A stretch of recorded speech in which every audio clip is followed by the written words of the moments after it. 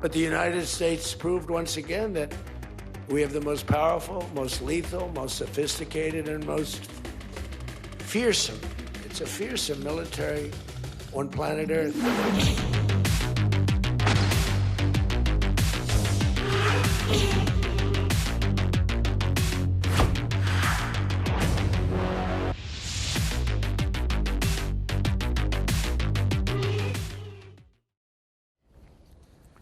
자, 베네수엘라의 마두로 축출이 지금으로부터 한 이제 14일째 정도 됐습니다. 그런데요, 유튜브 그리고 또 SNS상에서는요, 이런 주장이 돌기 시작합니다. 한번 보도록 하죠.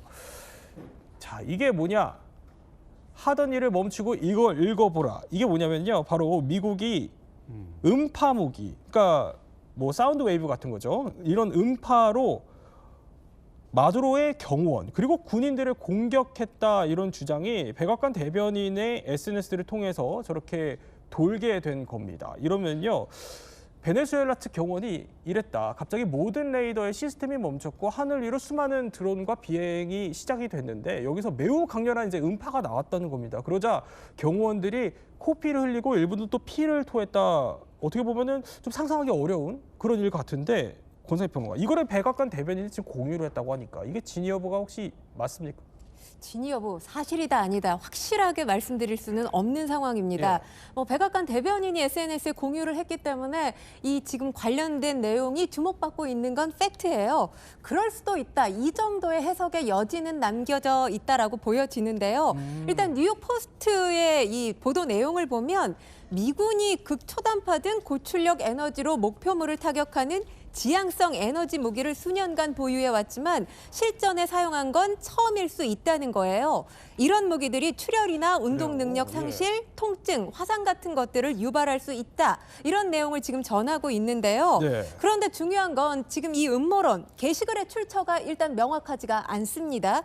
그리고 백악관이 목격담을 정확하게 확인을 해야 되는데 그런 지금 상황이 보여지지 않고 있어요. 백악관 역시 예스다 노다 명확하게 입장을 밝히지는 않고 있습니다.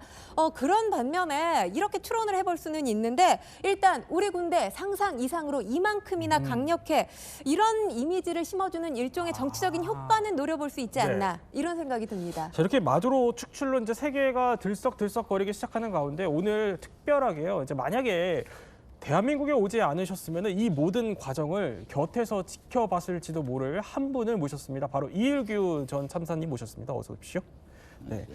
이제 북에 계셨을 때 쿠바 주재 또 북한 외교관으로 또 활동을 하셨었는데, 제가 이런 얘기를 드리는 이유가, 그러니까 지금 베네수엘라 상황을, 그러니까 쿠바 주재 북한 외교관으로 있으면서 베네수엘라를 담당을 하셨던 거죠, 당시에? 네, 맞습니다. 제가 2011년 9월부터 2016년 1월까지 쿠바 주재 북한 대사관에서 1등 소위관으로 있으면서 주 업무가 이제 그 교민 나라들과의 관계 업무였습니다. 그 중에 하나가 이제 베네수엘라였거든요. 아, 그러니까 쿠바에 계시면서 베네수엘라도 담당을 하셨던 거네요, 관할 지역으로. 맞습니다. 그러면 이제 북한이 바라보는 베네수엘라 시선을 누구보다 잘 아실 텐데, 이번에 그 마두로 축출 사태를 보면서도 개인적으로도 좀 충격이 크셨을 것 같아요. 어떠셨어요? 네, 맞습니다. 뭐 제가 사실은 이제 베네수엘라 관계를 담당해 보면서 이제 마두로를 여러 번 봤거든요. 아, 보셨어요? 네, 여러 번 만났다 보니까 이제 이번에 그 제가 좀 아는 사람, 소위 친분보다는 좀 아는 사람이 이제 손목에 이제 수갑을 차고 이제 끌려가는 모습을 보다 보니까 조금 마음은 좀 안 좋더라고요. 네. 근데 이렇게 미국이 베네수엘라를 쳐서 마두로까지 생포할 거라고 혹시 짐작을 하셨어요? 저는 미국이 카리브해 쪽으로 이제 함대를 보낼 때 이제 뭔가 이 사람들이 이제 그 베네수엘라 체제 변화를 위한 뭔가 움직임이 있겠다, 군사적 공격 같은 게 있겠다라고 생각을 했었습니다, 분명. 그럼에도 불구하고 이제 이 군사 작전이 대통령을 이제 쪽집게식으로 집어가는 그런 군사 작전이 될 줄은 몰랐어요. 어떤 이제 공습을 통해서 베네수엘라에 대해서 최대한 압박을 가하고 이제 어떤 양보를 얻어내든가 아니면 이제 지상 작전을 통해서 베네수엘라의 체제를 확실하게 이제 변화시키는 과정이 될 줄 알았는데 의외로 이제 대통령을 축출하는 그런 작전이 되더라고요. 그러면 지금 쿠바에 있는 북한 외교관들은 얼마나 놀랐을까 또 싶어요. 많이 놀랐죠. 굉장히 놀랐겠네요. 근데 마두로 만나보셨다 그랬으니까 마두로 어디서 본 거예요? 제가 이제 2013년 3월 5일 날 차베스가 사망을 했습니다. 그래서 이제 정부 특사로 이제 차베스 장례식에 들어가서 그때 마두로를 만났댔고, 베네수엘라 대통령 선거에서 이제 마두로가 2013년 4월 14일 날 당선이 됐고 19일 날 취임식을 했어요. 그때 이제 취임식장에서 이제 마두로를 만났고 예. 그리고 또 2018년 그 11월 달에 이제 지금 보여드리는 게 네, 지금 맞습니다. 빨간 동그라미가 우리 2.19 참사 네, 맞습니다. 이미지군요. 예. 2018년 11월 달에 이제 최고민의 상임위원장 김용남 위원장이 이제 베네수엘라를 김용남 뒤에 방문할 때, 계시네요. 예. 네, 그때 제가 이제 동행을 했었습니다. 아, 그러셨군요. 그럼 마두로 저렇게 가까이서 뵀던 거예요. 네, 맞습니다. 물론 저건 공개된 석상에서 그랬지만 더 가까이서도 이제 많이 봤을 것 같은데 마두로를 직접 만나본 마두로 어떻습니까? 제가 본 개인적인 소감은 마두로는 상당히 그 이제 격이 없고 좀 털털하고 중남미 사람 일반이 그렇듯이 마두로 자체도 좀 상당히 털털하고 격이 없는 그런 이제 유형의 대통령이었습니다. 아, 그래요? 격이 없다, 뭐 화끈하다 이런 건가요? 막 화끈했죠. 네. 제가 그때 베네수엘라 관계를 담당하면서 제일 그 어려웠던 게 베네수엘라에 북한 대사관을 내오는 과업을 수행한 거였습니다. 근데 그때 정말 베네수엘라 외무성에서도 한 1년간 질질 끌면서 안 해줬는데 네. 제가 이제 마두로 대통령 취임식 때 그 만났을 때 이제 그 정말 좀 외교적인 결례를 범하면서까지 예. 대통령의 손을 잡고 놓지 않았어요. 대통령과 이제 지금 우리가 대사관 개소를 요청을 했는데 1년 가까이 지금 안 해주고 있습니다. 그러니까 이번에 꼭 좀 이제 해주면 내가 이제 베네수엘라 초대 대사를 와야 되는데 이 내 소원 좀 풀어주십시오. 그러니까 바로 그 자리에서 돌아서더니 외무상 보고 빨리 올라보뇨. 네. 오늘 중으로 사인해서 줄게. 바로 하고. 해라. 그리고 나보고 네. 오늘 네 호텔 방에 우리 동의각서 갈 거다. 근데 네. 진짜 그날 와서 동의각서가 왔습니다. 그때 그 상당히 좀 고마웠어요 개인적으로. 네. 근데 그 당시에 이제 북한 외교관이셨으니까 당시 이제 독재자를 바라보는 시선이 뭐 그렇게 나쁘지는 않으셨겠지만 나중에 봤을 때는 마두로가 그런 인물인 줄은 사실 몰랐다 이렇게 보실 수 그러니까 있을 것 몰랐다는 건 아닙니다. 왜냐하면 알고 이제 계셨군요. 마두로가 독재자라는 건 전 세계가 다 인정을 하고 실질적으로 북한 사람들 자체도 마두로를 그냥 평범한 좋은 사람은 안 봐요. 아, 그래요? 왜냐하면 이제 마두로 자체가 국내적으로 이제 사법 체계를 다 이제 무너뜨렸죠. 네. 입법 체계를 다 무너뜨렸죠. 그리고 이제 베네수엘라의 이제 그 부정 선거를 통해서 본인이 이제 재집권을 했단 말입니다. 그러니까 이걸 북한 사람들도 알면서 자기네랑 이제 이념적으로나 이제 여러 가지 공통성이 있다 보니까 그냥 네. 지지하는 거지. 어떻게 보면 이용하는 거네요, 그냥. 그렇죠. 내부적으로 우리가 분석할 때도 이 마두로의 어떤 행위에 대해서 좋게는 분석을 안 합니다. 그러니까 어떻게 보면은 알면서도 이런 독재가 안 좋다는 거 알면서도 그냥 이용할 정도라는 거는 그렇죠. 북한과 베네수엘라가 그만큼 가깝고 형제의 나라이기 때문에 수교를 상당히 오랜 기간 했었죠. 그렇죠. 수교 관계가 오래됐습니다. 1974년에 네. 이제 국교를 수립했으니까 오래됐는데 사실 그 수교 당시만 해도 뭐 그렇고 그런 관계였어요. 그냥 카리브해 연안의 한 국가로 이렇게 교류를 했는데 1999년에 우고 차베스가 대통령에 당선되면서 북한과 베네수엘라 관계가 급진전하게 됩니다. 차베스가 북한의 어떤 반미 노선 네. 그리고 자립경제 노선 이런 거에 또 상당히 빠져가지고 그래요? 북한에 대해서 뭐 형제국 이렇게 네. 좀 강조를 하면서 아주 친밀하게 이렇게 다가갔고요. 김정일 국방위원장이 사망했을 때 전문을 보니까 예. 동지의 사망 소식에 깊은 슬픔을 전한다 이렇게 얘기를 했습니다. 사실 확인이 되고 있지는 않지만 북한과 베네수엘라가 상당한 그 무기 거래 네. 이런 부분도 한 것으로 이렇게 알려지고 있고요. 경제난 속에서도 2019년 평양에 베네수엘라가 이제 그 대사관을 개설하고 이래가지고 양측이 끈끈한 관계다 그렇군요. 이런 걸 좀 과시를 했죠. 근데 이 끈끈한 관계가 유독 또 잘 보이는 에피소드가 있는 게 알고 보니까 마두로가 2019년에 퇴진 압박을 받았을 때 이일기 참사님 평양으로 망명 가려고 했어요? 그때 당시 제가 2019년 예. 마두로 대통령이 이제 러시아를 방문합니다. 제 정확한 기억은 안 나는데 이제 6월 달인가 9월 달인가 그 사이에 하나 러시아를 방문하는데 그때 이제 저는 쿠바에 있었어요. 네. 그때 이제 그 마두로 대통령이 평양 방문을 재개해 왔습니다. 근데 이제 그때 당시 북한이 그 김정은이 이제 그 트럼프랑 어떤 이제 그 미국 관계를 하고 있던 상황이다 보니까 이제 마두로의 방문을 받으면 좀 불편해지는 겁니다. 그래서 그때 마두로 방문을 받지 않고 대신 이제 지금 내무상을 하고 있는 디오사도 까베요 예. 그 사람을 받았거든요. 그러니까 평양 망명, 북한 망명을 마두로가 이제 추진했다. 이거는 조금 제가 볼 때는 좀 과한 그런 분석인 것 같습니다. 그렇군요. 어쨌든 이런 얘기까지 나올 정도로 두 나라가 가깝고 그러다 보니까 우리가 이제 지금부터 본격적으로 할 얘기는 이 마두로의 생포를 이렇게 가까웠던 형제의 나라인 북한, 김정은이 이걸 어떻게 보고 있을까, 떨고 있을까 싶기도 한데요. 일단 마두로 체포 이후에 나왔던 김정은의 반응부터 한번 볼게요. 일단 전격적인 체포 압송에 상당히 놀랐을 겁니다. 그 3일 현지 시간 네. 있었던 이 작전 직후 김정은이 원래 예정됐던 이제 미사일 발사, 극초음속 미사일 시험 발사가 있었거든요. 저 발사 훈련을 하는 거를 이제 7시간 만에 참관을 했고요. 네. 외무성이 또 19시간 만에 그 반발하는, 비난하는 보도를 냈습니다. 김정은이 저 자리에서 뭐라 그랬냐면요. 네. 최근의 지정학적 위기와 다단한 국제적 사변들이 핵전쟁 고도화 필요성을 설명하고 있다.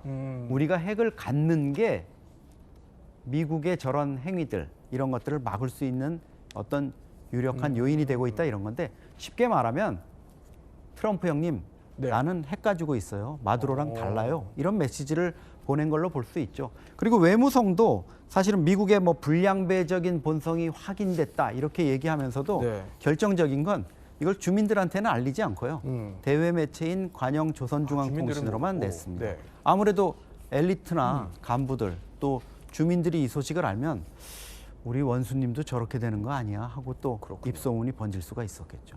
오늘 특별하게 이일교 참사관님한테 이 질문은 안 드릴 수 없어요. 보면은 마두로 만나 뵙고 김정은도 직접 만나 뵙고 두 사람은 거의 동시에 같이 본 그게 우리나라의 거의 유일한 사람이 아닌가 싶기도 한데요. 그러면 진짜 마두로 사태를 지켜보는 김정은 속내는 어떨까요? 김정은으로서는 이번 베네수엘라 사태를 보면서 굉장히 많은 충격을 받았을 겁니다. 특히 이제 작년도 6월달에 미국이 이란 핵시설을 공습하지 않았습니까? 네. 그리고 이번에는 또 이제 베네수엘라 대통령을 이제 축출한 작전을 했단 말이에요. 사실 이제 이란이나 베네수엘라보다 북한의 방공망은 훨씬 더 취약합니다. 그래요? 근데 이제 김정은이 자신이 통제하지 못하는 용공을 통해서 이제 자신이 목숨을 노리는 전략 자산이 마음대로 드나들 수 있다는 걸 생각했을 때 굉장히 큰 불안이 아닐 수 없습니다. 그럼에도 불구하고 이제 잘 아시겠지만 이란이나 예. 베네수엘라, 북한 이 상황이 다 다릅니다. 북한은 앞서서도 말씀하셨지만 이제 굉장히 그 강력한 핵 무력을 가지고 있고 네. 이것이 자기를 확실하게 지켜주는 것이라고 김정은은 믿고 있고 또한 이제 베네수엘라나 이란처럼 이제 트럼프 대통령이 가져갈 수 있는 네. 경제적 혜택은 또 북한이 많지가 않아요. 그러니까 당분간은 이제 자신에 대한 이런 작전이 벌어지려고 믿지는 않을 겁니다. 그러나 가장 중요한 건 뭐냐면 여기서 김정은이가 이때까지 말로만 듣던 참수작전, 이미 전에 미국이 북한에 대해서 참수작전 계획을 했던. 가지고 있다는 건 알고 있었거든요. 비밀도 아니잖아요. 네. 근데 이 참수작전을 본인이 눈으로 목격했어요. 이 눈으로 목격한 김정은이 심정은 정말 제 생각엔 참으로 찹찹할 것 같습니다. 그러니까 델타 포스를 직접 어떻게 보면 실행되는 거를 목격했기 때문에 김정은이 그렇죠. 떨 수밖에 없다는 건데 그렇죠. 잠깐 지나갔던 얘기로 해주셨던 게 베네수엘라보다 북한 방공망이 취약하다고 그랬거든요. 이건 무슨 얘기예요? 베네수엘라는 이제 돈으로 다 이제 방공망을 쌓았어요. 중국으로부터 쌓았는데 네. 북한 같은 경우는 이런 중국으로부터 돈으로 방공망 시스템을 일식으로 이제 사올 수 있는 그 정도가 아니었습니다. 뭐 잘 아시겠지만 평양에 이제 당송연의 본부 총사로 무인기가 날아 들어오는 것도 몰랐잖아요. 그 정도로 북한이 방공망이 굉장히 취약하거든요. 그래요. 그러니까 저렇게 취약하다 보니까 김정은이 더 방공망을 믿을 수 없고 떨 수밖에 없다 이런 얘기신 것 같아요. 그렇죠. 자, 그러면 지금부터는 본격적으로 김정은이 마두로의 축출을 이렇게 말씀하신 것처럼 마음 졸이면서 보고 있을 만한 그런 이유들 하나씩 짚어보려고 합니다. 자, 이름하여 저희가 붙여봤습니다. 김정은의 악몽 그 첫 번째 마두로 다음 타깃은 나라는 건데, 그러니까 마두로 다음에 자신이 대상이 될 수도 있겠다 이런 두려움이 있지 않겠냐라는 건데, 자, 평소에 이제 김정은을 만나 뵈셨으니까 북에 계셨을 때 김정은이 이런 축출 뭐 이런 작전에 대해서 얼마나 두려움을 느끼고 있어요? 김정은뿐 아니라 이제 북한의 6대 독재자들 자체가 이제 가장 중시했던 것이 이제 본인이 건강 그리고 네. 신변 안전 이거였거든요. 본인이 건강이나 신변 안전과 관련해서는 정말 사소한 양보도 없었습니다. 그래요? 그러니까 자그마한 결점도 있어서는 안 된다. 그러니까 네. 신변 허위 사업에서는 단 한 번이 실수도 있어서는 안 되며 이게 다 이제 말하자면 이제 북한 김정은이 추구하는 이제 체제 안전의 기본 목표거든요. 네. 그런데 이제 정말 자신들이 아까도 말씀드렸지만 자신들이 통제할 수 없는 그런 용공을 통해서 자신의 전략 자산이 들어와서 이미 순간에 자신이 자신을 타격할 수 있다라는 걸 현실로 목격했을 때 김정은이 받아는 충격 그리고 이제 김정은을 경호하는 그 경호국의 충격이라는 게 대단할 것 같습니다. 근데 그러니까 사전에 이런 얘기들도 있네요. 그러니까 만약에 주민 지역에서 김정은의 행사가 열리게 되면은 그 주변에 있는 아파트까지 일시 철거를 시켜요? 이 정도예요? 그게 이제 말씀하신 그대로 이제 북한에서 김정은을 경호하는 게 여러 교부를 경호가 됩니다. 이제 안전부, 네. 저희 경찰이라고 하는 거, 그리고 보위부, 저 어청국이라는 데서 전문적으로 경호를 합니다. 그리고 이제 뭐 지근거리에서는 허위국이 경호를 하잖아요. 주민 지역에서 이제 그 김정은 행사할 때는 소위 말하자면 유효 사격거리 내 들어가는 아파트는 다 철수합니다. 다 근데- 집에서 사람들이 다 비워야 돼요. 비우고 옛날에는 매 방에 다 들어가 있었는데 이제 매 방에 들어가지는 않고 예. 보위부 어청국 사람들이 그 문을 다 봉인을 해버립니다. 그 정도로. 봉인을 하고 매 층마다 한 사람들이 이제 배치가 돼 있어요. 아니, 그 정도로 이제 김정은에 대한 경고는 철두철미하게 심지어 아파트는 둘째치고 이 지하망, 하수망까지도 이제 다 들어가서 사람들을 대기합니다. 그 지역만은 하수망이요? 하수망까지 들어갑니다. 왜냐면 이걸 우리가 어떻게 잘 아냐면 제가 외무성에 있었잖아요. 네. 외무성은 바로 광장 딱 옆에 건물이거든요. 그러다 보니까 광장에서 이런 행사를 많이 하지 않습니까? 김정은 행사. 네네. 그럴 때마다 이제 몽땅 다 철수하고 매 층에 이렇게 이제 내가 말씀드린 것처럼 하고 심지어 그 하수망까지 다 뚜껑 열고 네. 행사 시작하기 몇 시간 전부터는 사람이 들어가 있습니다. 거기에 끝날 아예 때까지. 하수구로 혹시나 누가 들어올까 봐. 그렇죠. 예. 아니, 하수구까지 사사시 뒤질 정도는. 뒤지고 거기 대기하고 있습니다. 아, 그래요. 네. 자, 이 정도로 하수구까지 뒤질 정도로 어떻게 보면은 본인의 신변에 대한 위협을 느끼고 있다는 거예요. 근데 사실 그도 그럴 게 미국이 어떻게 보면 좀 반미 성향을 가진 독재자 이런 걸 끌어내린 게 이번 마두로가 처음은 아니었어요. 네, 그렇습니다. 아프가니스탄 사례부터 예. 말씀을 드리면 2001년 9월 11일에 9.11 테러가 발생을 하잖아요. 이 9.11 테러를 응징하기 위해서 미국과 나토 연합군이 아프가니스탄을 침공하게 됩니다. 이로 인해서 탈레반이 붕괴가 되죠. 그러면서 정권이 전복되고요. 2011년 5월에는 오사마 빈 라덴 미군에 의해서 사살됩니다. 아프가니스탄 예. 사례 이후에도 이라크 전쟁이 있죠. 2003년 3월에 조지 부시 미 대통령이 이라크의 대량 살상 무기 제거를 명분으로 해서 미국을 중심으로 한 연합군과 함께 이라크 전쟁을 시작하게 됩니다. 이 전쟁으로 후세인 축출에는 성공을 합니다만 깊은 전쟁의 수렁으로 빠질 수밖에 없는 것이 사망자가 워낙 많이 발생을 했어요. 네. 16만 명 넘게 사망자가 발생을 했고요. 비용도 어마어마하게 투입됐습니다. 우리 돈으로 무려 874조 원가량의 비용이 투입됐던 그런 전쟁이었고요. 세 번째 사례는 리비아 사례 말씀을 드릴 텐데 네. 리비아 전쟁 같은 경우는 2011년 3월이죠. 미국을 중심으로 한 연합군이 오디세이 새벽이라는 작전명을 펼칩니다. 리비아 공습을 감행하게 되는데 이 카다피 정권을 제거하기 위한 것이 목적이었습니다. 이때 당시에 리비아 내전이 일었던 그런 상황이었는데요. 이 전쟁, 이 공습을 통해서 결국 카다피 정권이 몰락을 하게 됩니다. 그런데 이 카다피 축출, 북한에 준 의미가 있죠. 김정은 위원장에게 핵무기 포기가 곧 정권 붕괴로 이어질 수 있다. 이런 사례를 각인시켜준 사례로 기억되고 있습니다. 뭐 이런 사례들도 있고 과거에 또 보도로 나오기로는 CIA가 북한에 침투하려고 도청 장치를 설치하려고 침투했다 이런 보도까지 나오고 있으니 그도 그렇게 김정은이 좀 떨 법도 합니다. 그런데 이렇게 마두로의 몰락을 보면서 마음도 졸이고는 있겠지만 외부 이런 변수보다는 내부 변수도 사실 크거든요. 김정은의 건강이랑 후계 구도 얘기를 좀 해보려고 하는데 일단 실제 만나본 김정은은 어떻습니까? 첫인상이.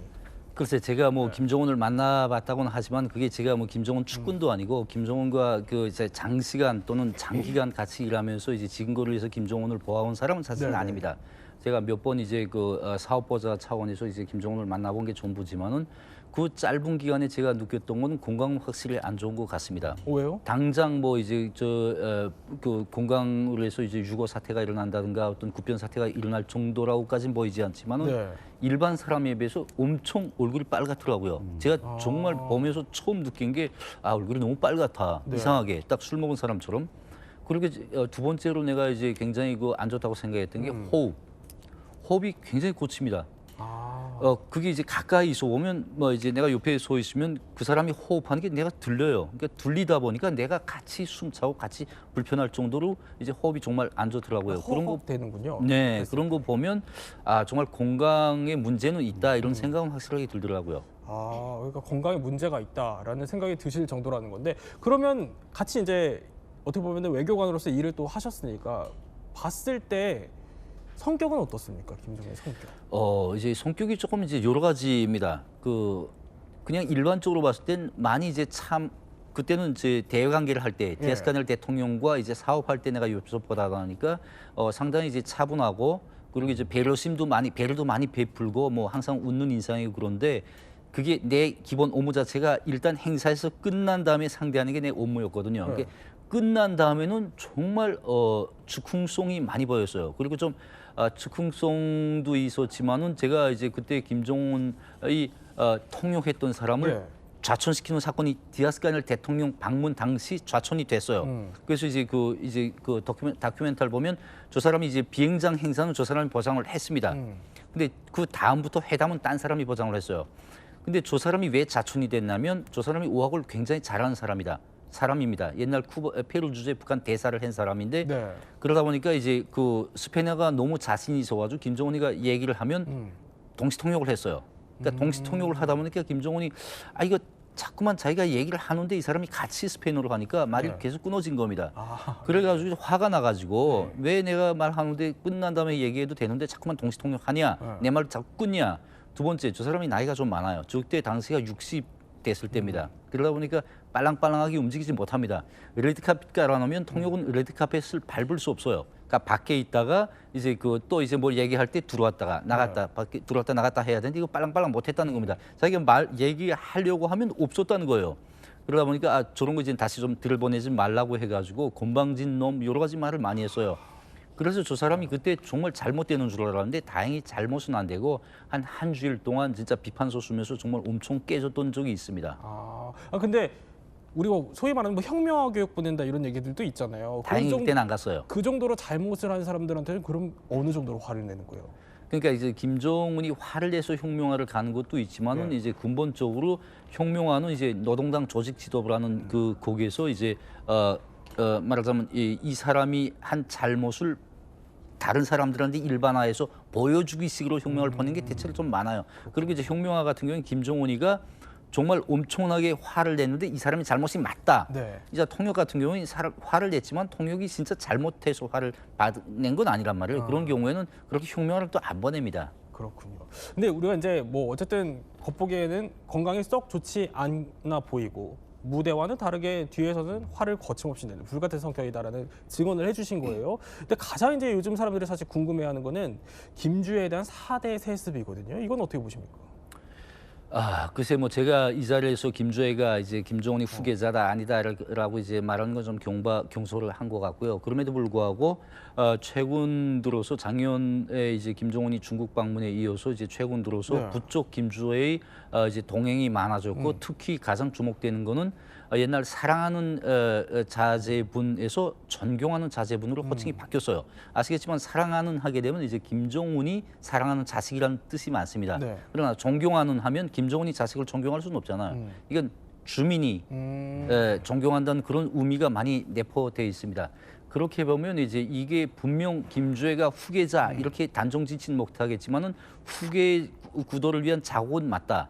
쉽게 말하면 주민들한테 4대 세습은 확실하게 하겠다라는 그런 인상을 확실하게 주려는 그런 행보는 같아요. 근데 우리 이일기 천사님이 저희한테 사전에 인터뷰를 해주셨을 때 아니 김주애의 이름이 김주애가 아니라 김주예라고요? 그 이제 북한 내에서도 이제 사실은 북한 내에서 김정은 일가에 대해서 안다는 게 쉽지가 않습니다. 그 아는 것 자체가 이제 중범죄예요. 북한 내에서는. 그러다 보니까 웬만하면 사람들을 얘기를 안 합니다. 네. 그럼에도 불구하고 이제 호기심이 많고 특히 해외 파견돼 있던 외관들이나 뭐 해외 파견자들이 들어와서 뭐 김주애를 뭐 여러 가지 얘기를 많이 합니다. 거기다 이제 더해서 이제 김정은 지금거리에서 호위하는 호위국 성원들 자체도 이제 그 사람들은 실제 알거든요. 이름을 듣다 보니까. 근데 뭐 그 사람들한테 김정은이 가서 김주예다, 애다 이렇게 밝히진 않잖아요. 그러니까 거기선 또 김주예라고 하는 소리를 제가 들었거든요. 근데 이제 해외에선 또 호위국 안에서? 그러니까 그 호위국이라고 이게 딱 내가 단정적으로 말씀드리면 어려워요. 근데 북한 내에선 김주예라고 하는 얘기가 적지 않게 많았습니다. 근데 해외에서 또 김주애라고 하고, 근데 제가 여기서 김주예다, 김주애다라고 이제 단정적으로 말씀드리기 어렵고, 또 이제 옛날에 김정운도 김정은이었잖아요. 그러다가 실제 발표 때는 은으로 발표가 됐거든요. 조금 더 시간을 가지고 보면 예인지 엔지는 밝혀질 수 있다고 생각합니다. 북한 관료들 사이에서는 김주예라고 부르는 경우들이 심심찮게 있다라는 증언을 해주신 맞습니다. 거예요? 네, 이름이 좀 다를 수가 있고요. 그래서 작년 9월에 김주애가 아버지를 따라서 베이징을 갔잖아요. 근데 그 첩보가 아마 우리 국정원이나 한미 정보당국에 이제는 입수가 돼 있을 겁니다. 왜냐하면 그런 방북을 할 때는 여권 정보라든가 이런 것뿐만 아니라 그러니까요. 이 앨범 형태로 그 방문객 명단이 통보가 되거든요. 예. 거기에 저 13살짜리 꼬마애를 뭐라고 표기했을까? 주예로 표기했을까? 주애로 표기했을까? 아니면 다른 이름을 했을까? 아무튼 북한이 관영 매체를 통해서 한 번도 저 아이에 대해서 네. 김주애라고 얘기한 적은 없습니다. 그렇군요. 자, 그러면 이제 김정은이 다시 마두로를 어떻게 지켜보고 있을지 그 얘기로 돌아와서 자, 김정은의 두 번째 악몽 한번 살펴볼까요? 자, 이 사태를요.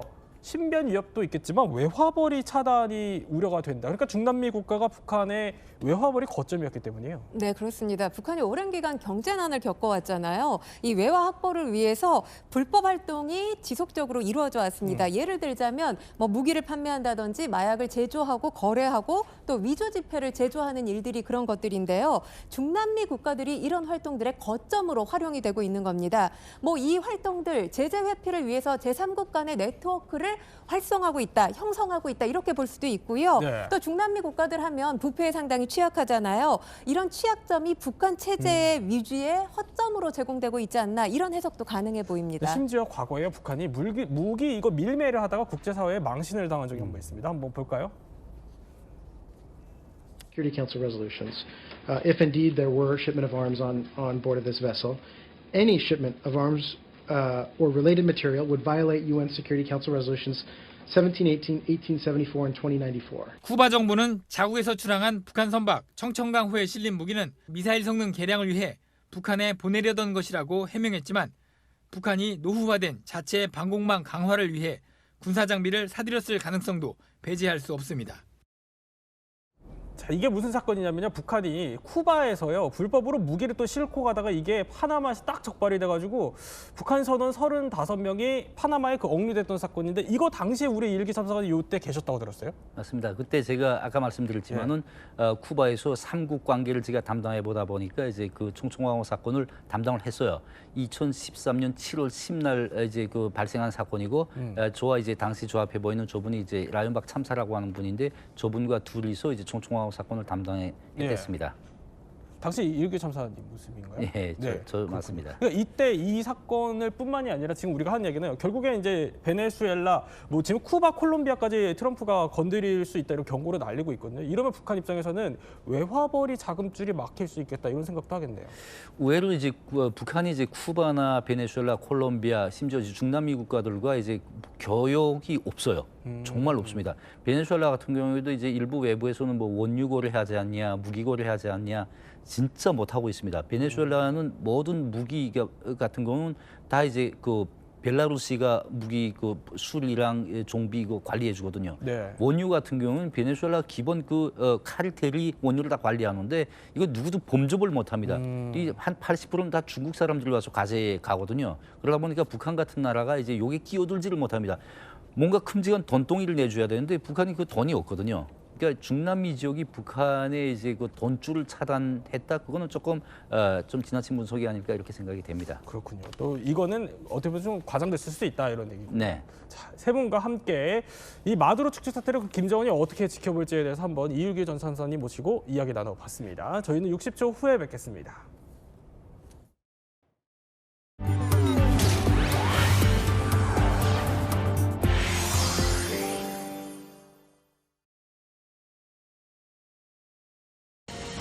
목표는 김정일 국방위원장이 탄 열차다.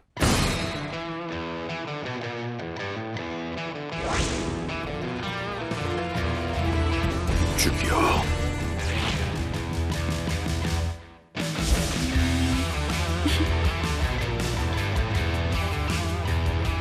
대성이 약속입니까?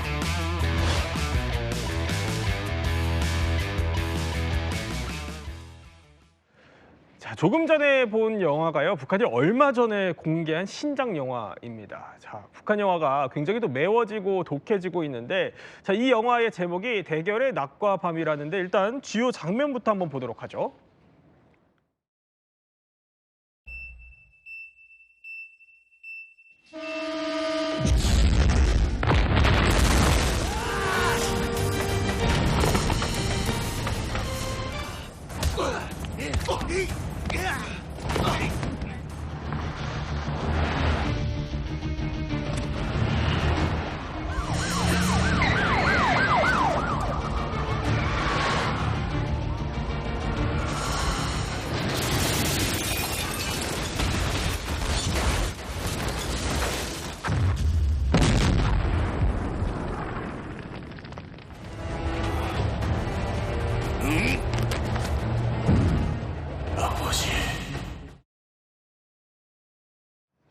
아니 이게 북한 영화라는 거예요. 살짝 조금 더 과장 보태가지고 약간 헐리우드 영화랑 비슷하다는 생각도 들고요. 태윤 형 어떻게 보셨어요?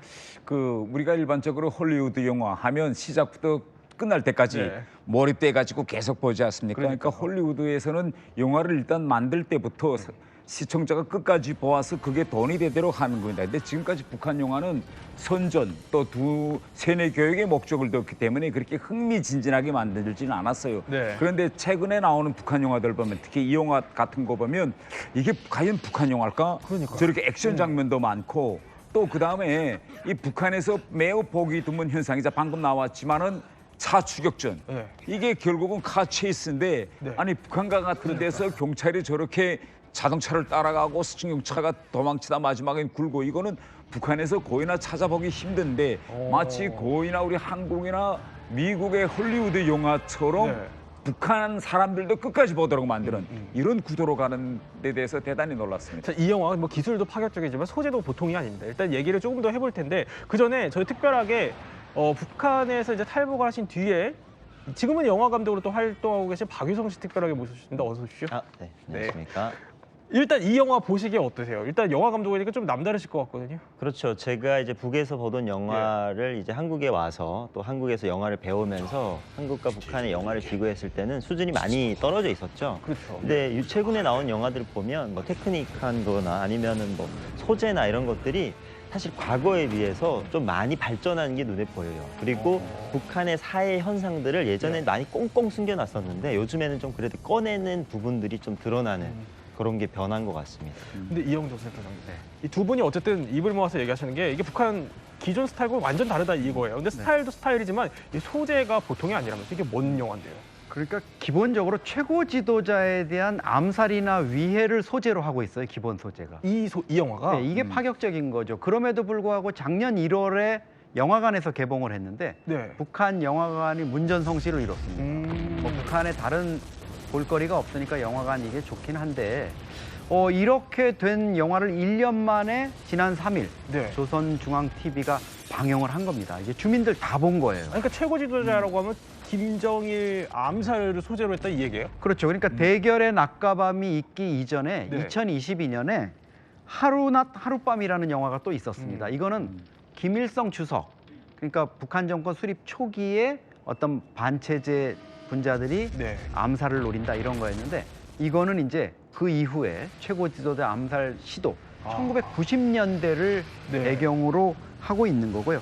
이게 줄거리를 보면은 사실 검사 김성재가 이 사건을 수사를 하거든요. 살인 사건을. 근데 나중에 보면 그 검사가 이제 범인으로 나와요. 이게 극적으로도 보면 우리 뭐 드라마에서 설정되는 것 같은 그런 것들이 있고 저 화면도 봐도 기존의 뭐 북한 영화는 롱테이크 그러니까 한 화면을 오랫동안 이렇게 쫓아가면서 보여주는 건데 이건 뭐 화면을 저렇게 액션 영화처럼 긴박하게 바꿔가면서 좀 긴장감도 높이고 네. 이게 과연 김일성, 김정일, 김정은 위원장을 해친다는 이런 소재로 영화를 만든다는 게 가능하냐? 가능하냐. 전문가들 지금 고개를 갸우뚱하고 있는 거죠. 저거를 또 게다가 대놓고 이제 주민들한테 다 틀어줬다는 거잖아요. 조선중앙TV를 통해서. 근데 게다가 이게 방영된 조선중앙TV를 통해서 방영이 절차가 쫙 됐어요. 근데 그 시점이 상당히 묘해요. 뭐냐면 바로 미국이 베네수엘라를 공습한 바로 그날 몇 시간 뒤에 이걸 튼 거예요. 네. 왜 그런 거예요? 글쎄 저는 그것이 이제 마두로 대통령 체포와는 딱 연결되었다고는 보지 않습니다. 왜냐하면 북한은 하루 전날에 이미 TV 프로그램을 다 공개하거든요. 공개로 온 거군요. 그런데 그 전 이제 날에 이 영화를 오늘 한다는 걸 이미 다 공지했어요. 공지했기 때문에 그런데 우연히 미국이 마두로 대통령을 체포한 1월 3일 날 그러니까요. 또 이 영화도 이제 북한에 공개되면서 이게 화제가 된 거죠. 그런데 실제 내부적으로 북한 사람들은 아직도 베네수엘라 대통령이 체포돼서 미국에 압송되어 갔다는 사실을 대부분 사람들은 모릅니다. 모르기 때문에 우연히 마두로 대통령이 체포돼서 압송된 날 이 영화가 TV로 공개됐다. 이게 저는 우연성에 전 많은 비중을 두고 아니 있습니다. 근데 우연성이면 우연히 겹친 일이라고 해도 김정은 입장에서는 아 이거 괜히 틀었다 싶은 거 아닙니까? 글쎄요, 이 정도의 영화를 이미 만들겠다고 이제 김정은이가 결심한 데는 여러 가지 이유가 있었으리라고 저는 보는데 가장 중요한 거는 이제 방금 말씀하신 것처럼 김정일 암살 소재를 다뤘다는 게 있고 더 여기서 우리가 좀 주목해야 될 거는 그러면 그 암살하려던 주체가 누구냐 이겁니다. 지금까지 나온 북한 영화는 항상 북한 최고 전범을 암살하는 주체는 미국 아니면 한국 정보 라인이었어요. 그런데 이 영화의 암살 주체는 북한이 지금까지 이야기했던 계급적 원수들이 아닙니다. 그래요? 누구냐? 바로 거슬러 올라가면 1950년대 말 김일성의 중공업 우선 노선을 반대해서 그때 김일성을 암살을 시도했던 정파 분자들의 후손이라고 하는데 그러면 그 정파 분자들은 누구냐면 중국 공산당의 지지를 받았던 연합파들입니다. 그런데 그들의 후손들이 지금 이 영천 폭발 사건과를 모티브로 한 이걸 또 했다는 거죠. 이거면 북한 내부에서의 지금 현 지형이 권력투쟁 내부가 외부 정보기관의 개입에 의한 암살 모의가 아니라 북한 내부에 의한 그 어떤 세력에 의한 권력투쟁의 일환으로 김정일에 대한 암살 시도도 있었고 향후 김정은의 암살 시도도 외부 개입이 아니라 내부의 권력투쟁에 의한 암살 시도가 있을 수 있다라는 게 이 영화가 북한 역사에서 처음으로 소재를 잡은 겁니다. 그 내부에 적이 있을 수 있다. 그렇게 본다는 거예요, 북한에서는. 그렇죠. 근데 그런 영화를 왜 공개한 거야, 주민들한테? 그러니까 이걸 지금 이 영화에서 방금 이야기한 것처럼 이 영화에서 지금 모티브로 잡고 있는 것이 현실적으로 북한 사람들이 다 알고 있는 2004년도 영천역 폭발 사고입니다. 그러니까 이 영화에서 나오는 여러 사건들을 보면 이건 북한 사람들이 척 보는 순간에 아 그때 일어났던 영천역 폭발 사고가 단순한 폭발 사고가 아니라 결국은 암살 미수 사건이었구나 하는 걸 북한 주민들에게 김정은 대에 와서 각인시키는 거죠. 그렇군요. 어떻게 보면 소재 자체가 최고 지도자의 암살까지 다룰 만큼 북한 영화가 독해지고 또 매워지고 있다 이렇게 보여지는데 이번에 이제 북한 영화의 한번 몇 면을 저희가 살펴보려고 합니다. 이른바 요즘 MZ 세대들 좀 즐겨 먹는 음식인 그 마라탕 이거에 한번 비유를 해보죠. 맵고 얼얼한 맛을 가진 이 마라탕을 한번 비유해서 만들어봤습니다. 자, 이름하여 북한 영화 마라맛. 첫 번째 키워드는 뭐가 마라맛이라는 걸까요? 바로 소재가 마라맛이라는 건데 일단 영상 한번 보도록 하죠. 때는 왔다. 35년 동안 준비해온 고사에 막을 올린다. 목표는 김정일 국방위원장이 탄 열차다.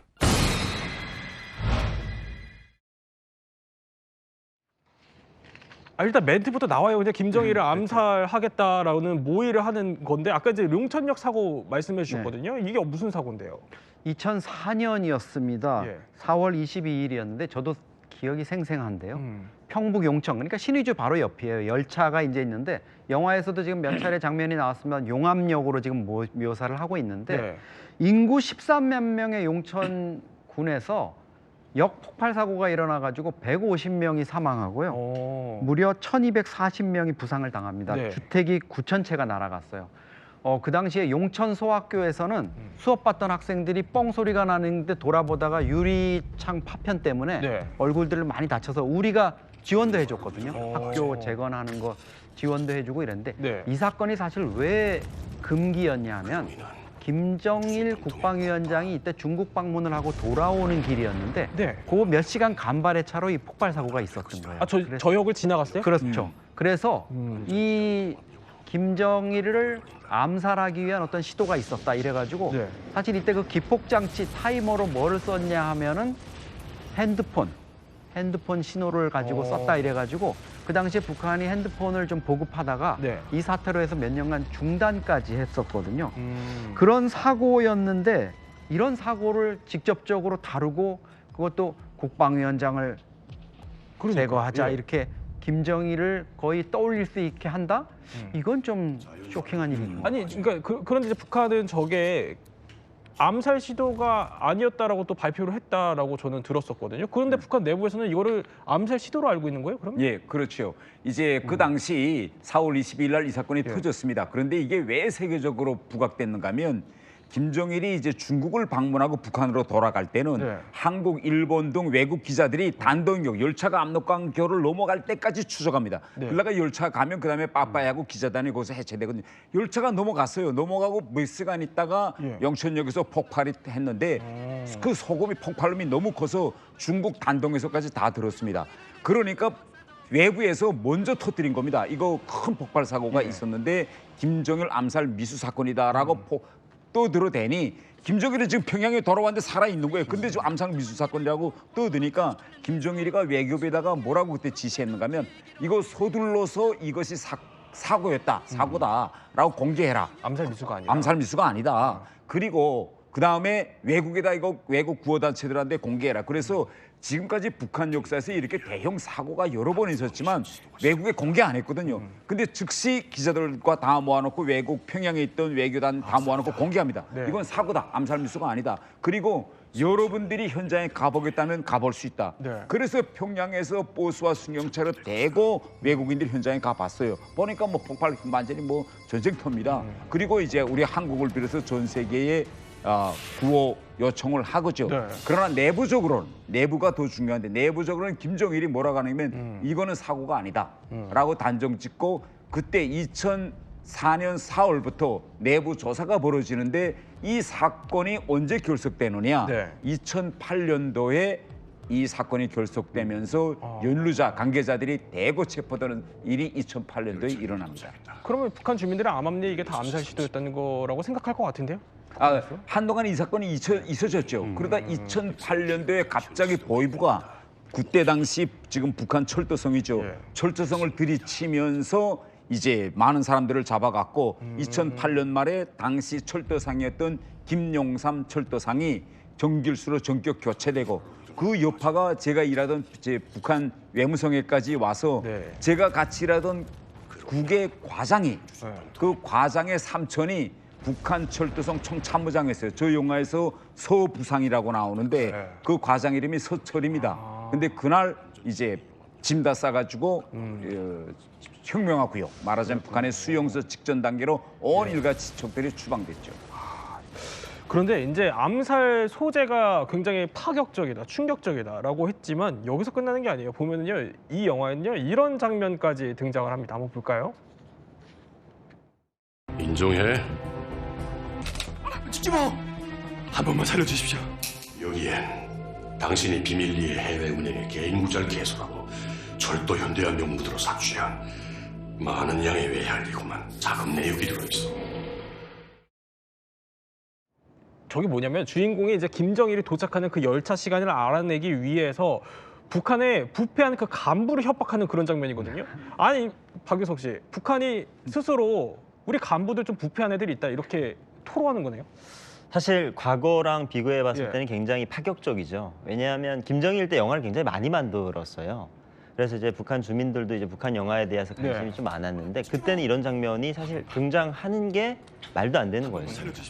왜냐하면 그때는 아까 우리 의원님이 말씀하셨다시피 적을 외부로 뒀기 때문에 그들의 어떤 뭐 불륜, 뭐 이런 협박, 치정 이런 것들은 외부의 적들이 하는 어떤 굉장히 못쓸 형태들이었거든요. 근데 이제 내부로 적을 돌리다 보니까 그 내부에 있는 적들이 이런 형태를 벌린다는 거를 사람들한테, 시청자들한테 알려줘야죠. 이게 맥락이 맞아야 되니까 이런 부분들을 드러내고 표현을 하는 것 같습니다. 어떻게 보면은 이제 장마당이 널리 퍼져 있고 북한 주민들도 이 간부들이 좀 부패한 거를 다 아니까 이걸 더 숨길 수 없다 이렇게 보는 것 같기도 해요. 그렇죠. 이제 저 영화에서 이제 다른 여러 가지 이야기인데 저 영화에서 나오는 가장 중요한 사건이 뭔가 하면 저 철도성 부상을 비롯해서 철도성에서 북한이 가지고 있던 일본제 중기기관차, 중기기관차를 대거 중국에 파철로 팔았다는 사건입니다. 저게 실제 있은 사건이에요.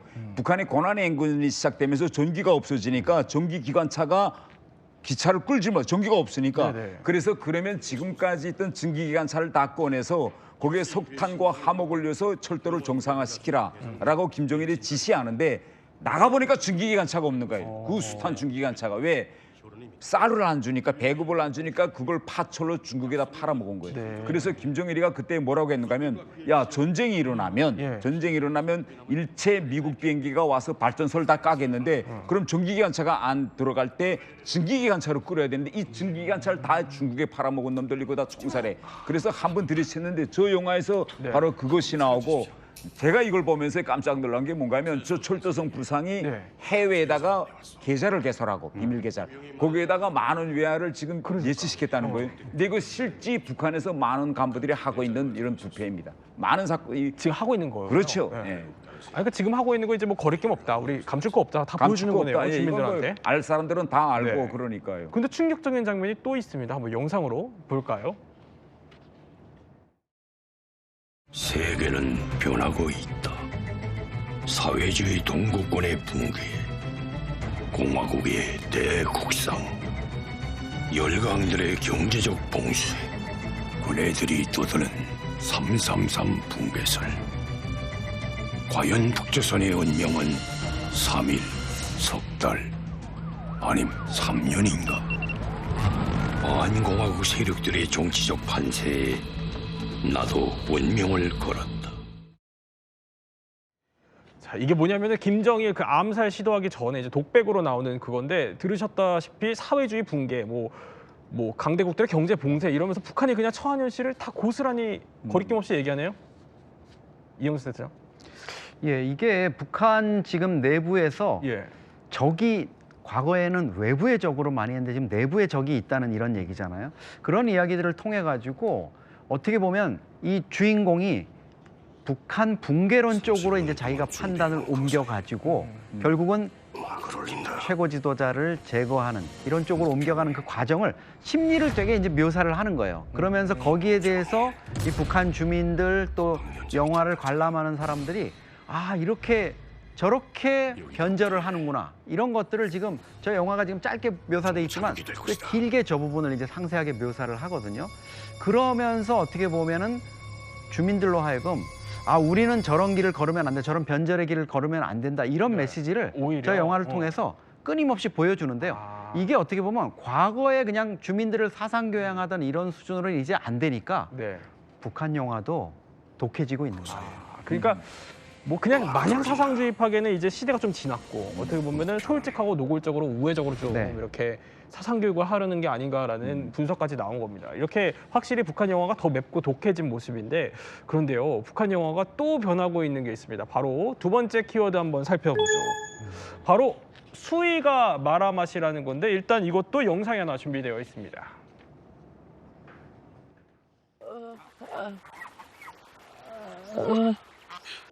행복하네.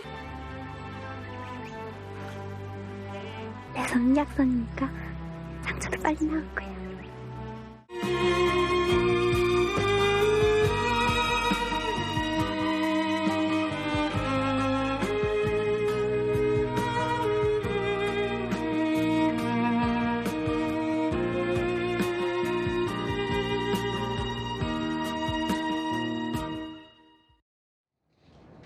북한 영화치고는 이 애정씬이 상당히 좀 아슬아슬하다 이런 생각이 드는데 이 조금 전에 봤던 이 영화가 김정은이 메가폰 잡은 거예요? 맞습니다. 김정은이 직접 내가 만들겠다, 내가 좀 챙기겠다 이렇게 했으니까 저런 소재와 저런 연출이 가능하죠. 만약에 누가 북한에서 어떤 영화 연출가가 제가 한번 김정은 위원장을 시해하는 거를 소재로 해가지고 한번 만들어 보겠습니다 이러면 아마 배견하지를 못할 겁니다. 김정은이 직접 캐스팅, 또 각본 뭐 이런 것까지도 챙겼다 그리고요.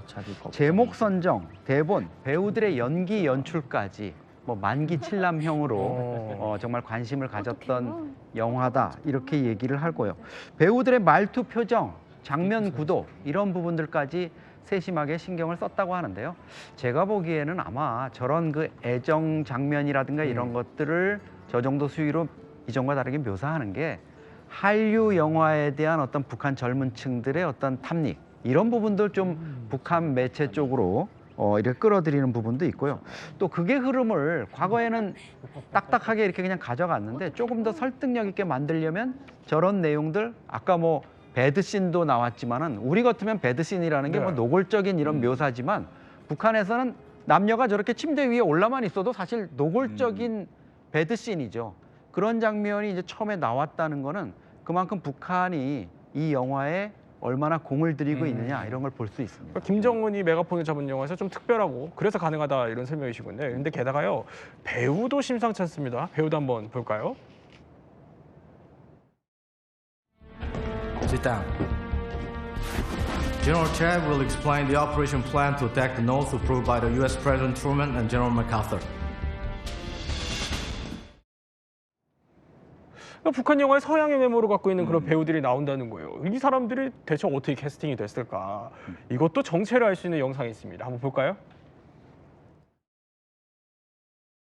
제 이름은 테드 드레즈나커이고 드레즈나커. 조선 이름은 홍순철입니다. 아. 홍 자체로 하면 붉은 홍자 아닙니까? 그렇습니다. 예. 네, 붉은 홍에서 순철 그렇게 달았단 말입니다. 그걸로 해서 우리 자식들 이름들도 다 홍가로 나갔습니다. 미국의 피주를 받은 인민군대로서 느끼는 소감이 어떻습니까? 어느 군대를 볼 때? 남쪽의 군대를 볼 때. 가련한 생각이 듭니다. 미국의 꼭두 각시지. 예.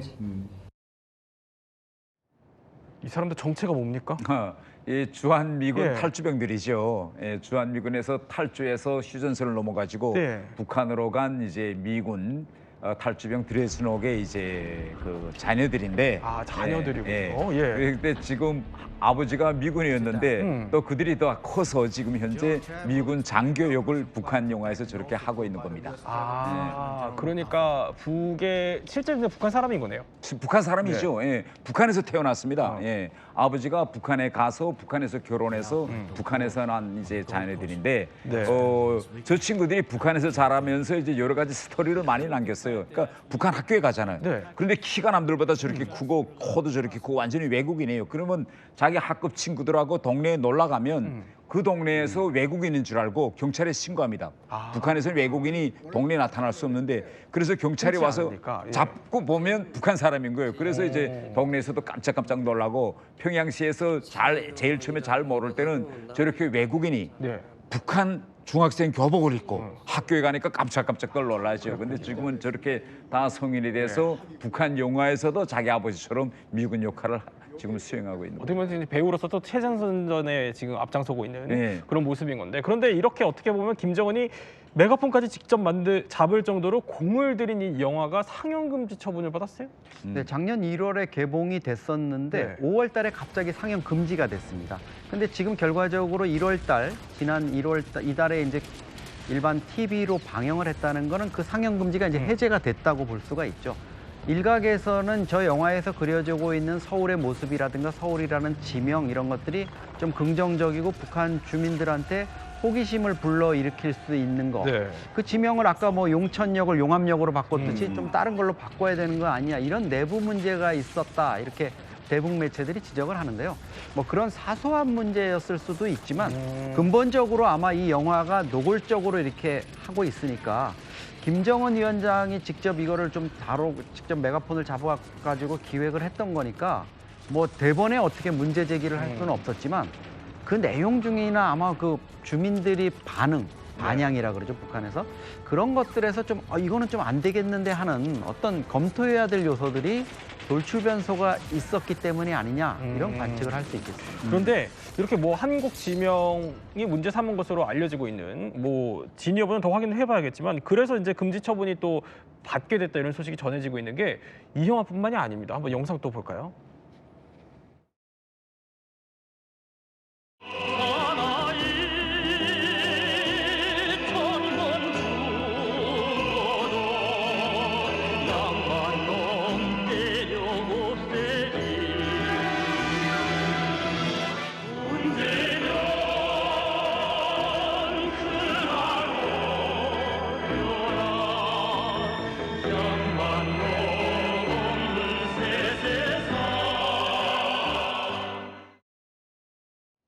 아니 그냥 이거는 임꺽정 영화인데 이거는 뭐 TV에서 틀지도 말라고 하고 게다가 이거 주제곡 갖고 있는 테이프를 싹 다 불태워버리라고 했다면서요.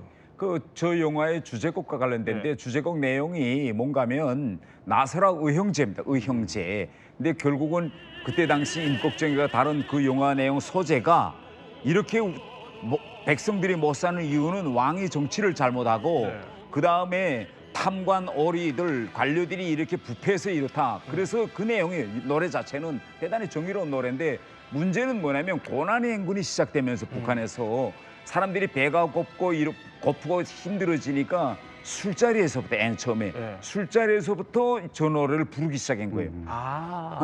그러니까 이 붙던 당일꾼들이 야 이거 나라가 힘들고 이렇게 못 사는데 왜 하필 저때 의형제에 일어나라. 그리고 이 세상 어떻게 하면 바꿀 거냐. 이 세상을 어떻게 하면 바꿀 거냐가 저 노래 핵심입니다. 그러니까 야 이게 속에 있는 불만을 저런 식으로 표현하는 거냐? 이게 진짜 이상하다 저 노래가. 그래서 결국은 금지곡으로 됐죠. 그런데 이제 뭐 표현의 수위가 또 높아진 건 애정심뿐만이 아니에요. 일단 저희가 하나 더 준비해봤습니다. 이런 장면들이 영화 속에 나온다고 하네요.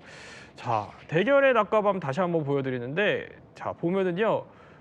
저렇게 사람이 있고요. 게다가 사람을 해치는 저 장면입니다. 저희가 이게 사실 너무 노골적이고 잔인해서 이걸 직접 보여드리지는 못해요. 그래서 스틸로 저희가 잡아서 이렇게 보여드리는 건데 이게 폭력 수위가 상당하거든요. 이 아이들이 조선중앙TV를 통해서 다 볼 수도 있는 거 아닙니까? 맞습니다. 사실 북한에 없는 게 하나 있는데요. 시청자 연령 등급이 없습니다. 북한 그렇네요. TV에는. 이제 한국에는 연령이 정해져 있어서 볼 수 있는 나이가 있지만 북한에는 전 연령 시청 가능합니다. 그러다 보니까 이런 영상들이 나가면 노인부터 어린 아이까지 이제 다 볼 수가 있죠. 그리고 이게 놀라운 게 아닌 게요. 북한에는 사실 이런 영상이나 뭐 영화들이 잔인한 것들이 나가는 게 뿐만 아니라 현실에서도 이런 모습들이 많이 일어납니다. 예전에 북한은 공개 처형을 할 때도 어린아이들을 먼저 앞에다가 보여지게 하고 공개 처형을 시행했어요. 사실 국제사회에서 보면 경악할 일이죠. 하지만 북한은 그런 걸 서슴없이 했단 말이죠. 그렇다 보니까 영화나 뭐 영상에서 이렇게 묘사되는 것은 북한 입장에서는 이건 아무 문제가 아니다라고 아마 생각을 할 겁니다. 자, 이렇게 얼얼하고 또 매워지고 있는 북한 영화 이야기 하다 보니까 이게 또 있습니다. 북한 영화의 마라맛이라고 할 수 있는 게 자, 이번에는 현실이 마라맛이라는 겁니다. 세상이 그러니까 영화가 아니라 북한 영화를 만드는 그 현실이 더 마라맛이라는 거거든요.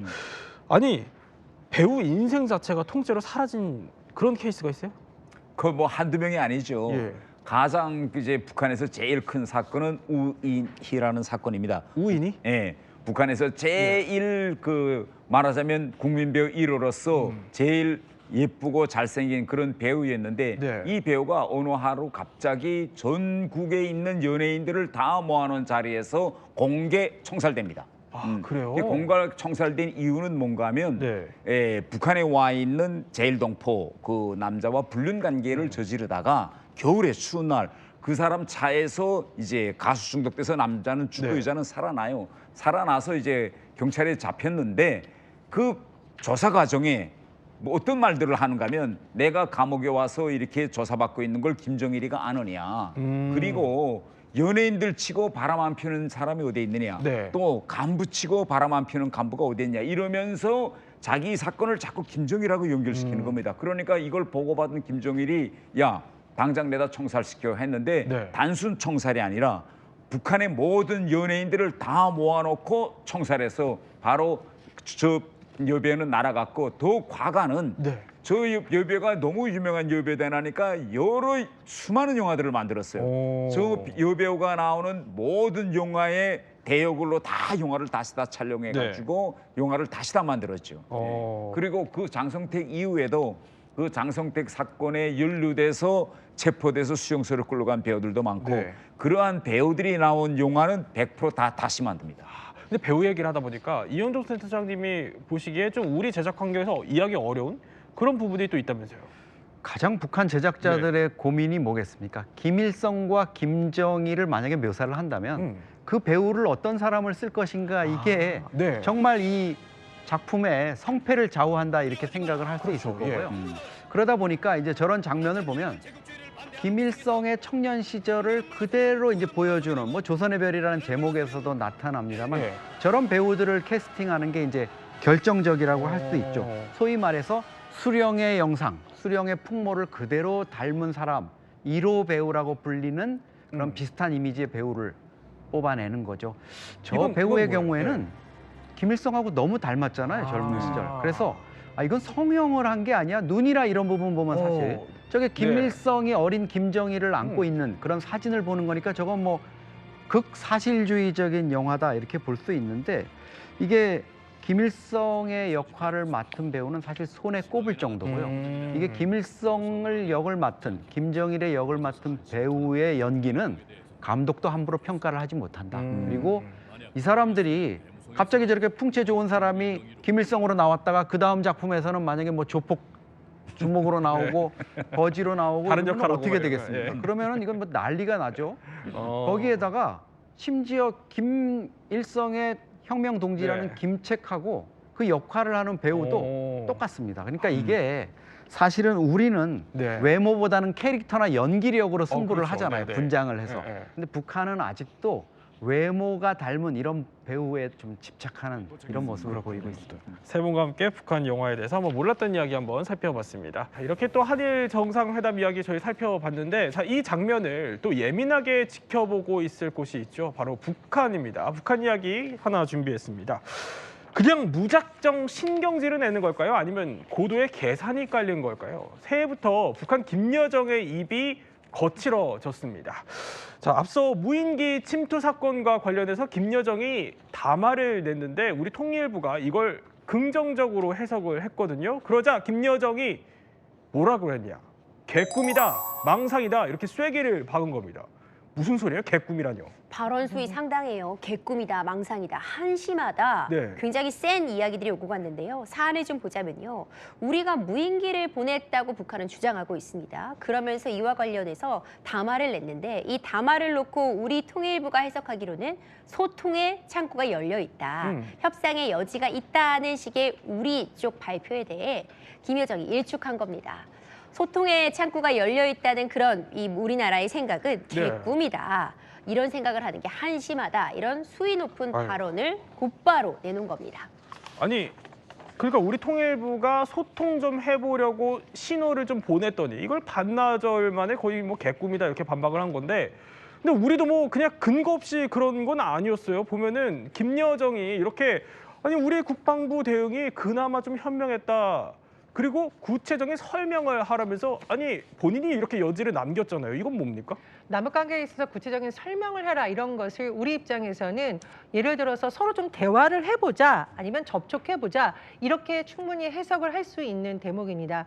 그런데 북한 입장에서 보면은요 좀 당혹스러울 수도 있다 이런 분석이 나옵니다. 왜냐하면 김여정 부부장의 말은 곧 김정은 위원장의 의중이 투영된 것으로 해석된다는 것이 대부분인데 과연 김정은 위원장도 그런 입장이었겠느냐?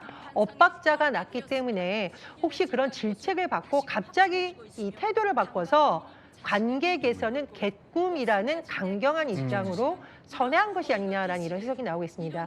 사실 김정은 위원장의 그동안 태도를 보면 이른바 대남 적대 노선에 공을 들인 것으로 알려져 있죠. 그러니까요. 우리가 철벽 친다라는 표현 쓰잖아요. 뭐 대화도 필요 없고 만나지도 않겠다 이런 입장을 견제온 것으로 보이는데요. 그런데 지금 김여정 부부장이 구체적 설명하라 이렇게 나왔으니까 북한의 강경 노선을 주장해왔던 인물들로서는 굉장히 당황했을 수도 있고 그러다 보니 내부에서 반발이라던가 질책이 있어서 태도를 바꾼 것이 아니냐 이런 분석이 나오고 있습니다. 아 그러니까 이제 뭐 남한과는 다른 국가다라면서 북한이 김정은이 이제 철벽을 쳐왔는데 김여정이 이렇게 좀 여지를 주는 듯한 담화를 내면서 소위 말하는 그 엇박자를 냈던 게 아니냐 이런 분석이 나오는 겁니다. 마치 이렇게요. 동남 관계는 더 이상 동족 관계, 동질 관계가 아닌 적대적인 두 국가 관계, 전쟁 중에 있는 두 교전국 관계로 완전히 고착되었습니다. 명백한 것은 한국발 무인기가 우리 국가의 영공을 침범하였다는 사실 그 자체이다. 무인기 실체에 대한 구체적인 설명은 반드시 있어야 할 것이다. 그러니까 만약에 진짜 엇박자라면 그래서 김여정이 오늘 저렇게 개꿈이라면서 다시 역정을 낸 거라면 왜 그랬다고 보세요? 김여정이 뭔가 좀 아마추어적인 모습을 이번에는 보인 겁니다. 북한 또 남북관계 이런 걸 좀 정확히 알고 맥을 짚어서 갔어야 되는데 그걸 못한 거죠. 첫날 북한 군부가 이게 한국 측에 의한 소행이다 이래가지고 우리 군이랑 이재명 정부를 좀 압박하려고 담화를 낸 거잖아요. 그러면 그쪽으로 몰고 갔어야 되는데 두 번째 담화를 내면서 아, 남측의 민간이든 군부든 다 남측이 한 거 아니냐 이렇게 해가지고 민간 쪽이 했을 소행을 이렇게 열어버렸단 말이에요. 그러다 보니까 문제가 됐고 여동생이니까 뭐 어느 정도 파워가 있고 이런 거는 있으니까 막말 수위는 높였는데 네. 알맹이는 없고 뭔가 갈팡질팡하는 모습이 보였습니다.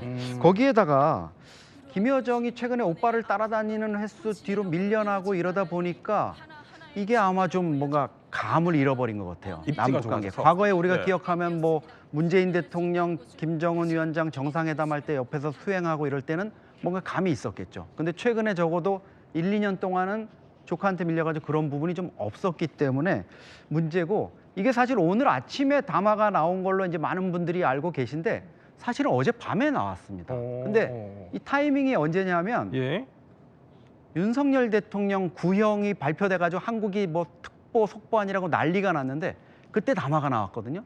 이건 뭐냐면 북한이 이거를 남측에 알려가지고 좀 충격을 던지고 주목을 끌려는 이런 걸 내놨는데, 아마 이게 보통 그냥 담화였으면 대남 기관에 있는 사람들끼리 얘기해서 야 지금 남쪽에 뭐가 큰 거 나올 것 같으니까 내일 아침으로 미루자 이랬을 텐데 여정 동지가 한 거니까 이걸 누가 가서 내일 아침에 내야 되겠는데요? 이렇게 못한다 이렇게 아마 자기네들끼리 논의가 있었을 겁니다. 아니 어떻게 보면 정보력이 또 부족했을 수도 있는 거 아닙니까? 그래도 뭐 그 상황 남측 TV 봤으면은 자기네들도 다 알고는 있었을 텐데. 네. 어쨌든 보면 영상을 하나 또 준비해봤습니다. 김여정의 입지가 좁아졌다고 하셨으니까 어느 정도냐면, 자 지난달에 김정은이 한 지방의 병원 준공식 현장에 간 겁니다. 자 보면은요 현송월이 있는데 현송월은 레드카펫을 밟고 있어요. 근데 레드카펫 밖에 지금 밀려나 있는, 지금 잘 보면 하얀색이 저게 눈입니다. 거기에 김여정이 올라가 있는 겁니다. 그러니까 레드카펫 밖에, 그것도 눈밭 위에 지금 올라가 있는 거예요. 네, 그만큼 밀려났다라는 게 아예 적나라하게 드러난 거잖아요. 그런데 이게 우리나 혹은 북한 인민들이 보는 게 중요한 게 아니라 본인의 생각도 밀려났다라는 게 굉장히 기쁠 겁니다. 이번 발언들이 세지는 이유도 자신이 대남, 대미 관계에 있어서 굉장히 실권을 갖고 있고 또 가장 강력한 언어로서 타격을 준다라는 이미지를 다시 심어주고 싶은 게 아닐까라는 분석이 있습니다. 그래서 다시 한번 자기의 어떤 권력을, 오빠의 어떤 신임을 얻어서 더 표방하고 싶다. 앞으로도 더 세지는 게 아니냐. 조카인 김주혜는 상징적인 측면으로 화면에 이렇게 계속 보이겠지만 자신은 어떤 대외 관계에 있어서 어떤 권력을 갖고 있다라는 것을 보이기 위해서라도 앞으로 더 발언들이 세질 것이다라고 전망하고 있는 거죠. 사실 그러니까 오빠 후광을업은 어떻게 보면 백두혈통으로 한때는 2인자였는데 지금은 백두혈통이 아닌 현송월보다 더 프레임 밖으로 지금 밀려나 있는가 하면, 김주혜 등장 이후에는요, 자 저렇게 보면은 소주 공장을 갔었을 때인데 김주혜는 이제 아빠를 쳐다보는데 고모인 김여정은 푹 숙이고 소주를 저렇게 그냥 따르는 모습. 아니 김여정 지금 위치가 저 정도입니까? 그렇죠. 저게 뭐 그냥 서 있다가 다가온 게 아니라 정말 빛의 속도로 다가오면서 오빠 제가 술 따를게요 이러면서 따르는 모습이 등장하거든요. 등장 초기 김여정이 사실 오빠의 호강을 얻고 집권 초기에만 해도 노동당 간부들 사이에 모든 길은 여정 동지로 통한다 이런 얘기까지도 있었습니다. 김여정이 뭐 인사라든가 모든 사업 이권 이런 것들을 장악하고 있을 텐데 4년 만에, 4년 전에 당시 9살이던 조카 주혜에게 밀려나면서 지금 저런 모습을 보이고 있는 겁니다. 뭐 저렇게 주혜가 등장하는 자리에서 이쪽으로 오시면 됩니다 하고 어린 조카를 이렇게 의전하는 모습도 드러내고 있고요. 오빠 앞에서 또 어린 조카 앞에서 뭐 술을 따르고 이러는 의전을 챙기는 모습을 보이고 있거든요. 마치 오빠 저 여기 있어요. 저 있지 않았죠? 이런 식으로 어필하는 이런 모습도 보이고, 그런 모습을 또 오빠는 좀 짠한 모습으로 쳐다보고는 있어요. 그러나 어쩔 수 없다. 중요한 건 핏줄이다. 김주혜가 더 중요하다. 그렇죠. 자기 직계가 더 중요한 것 같습니다. 김여정의 뭐 이런 조급한 속내가 그럼 어떤 결과로 또 이어질지는 한번 더 지켜보기로 하겠습니다.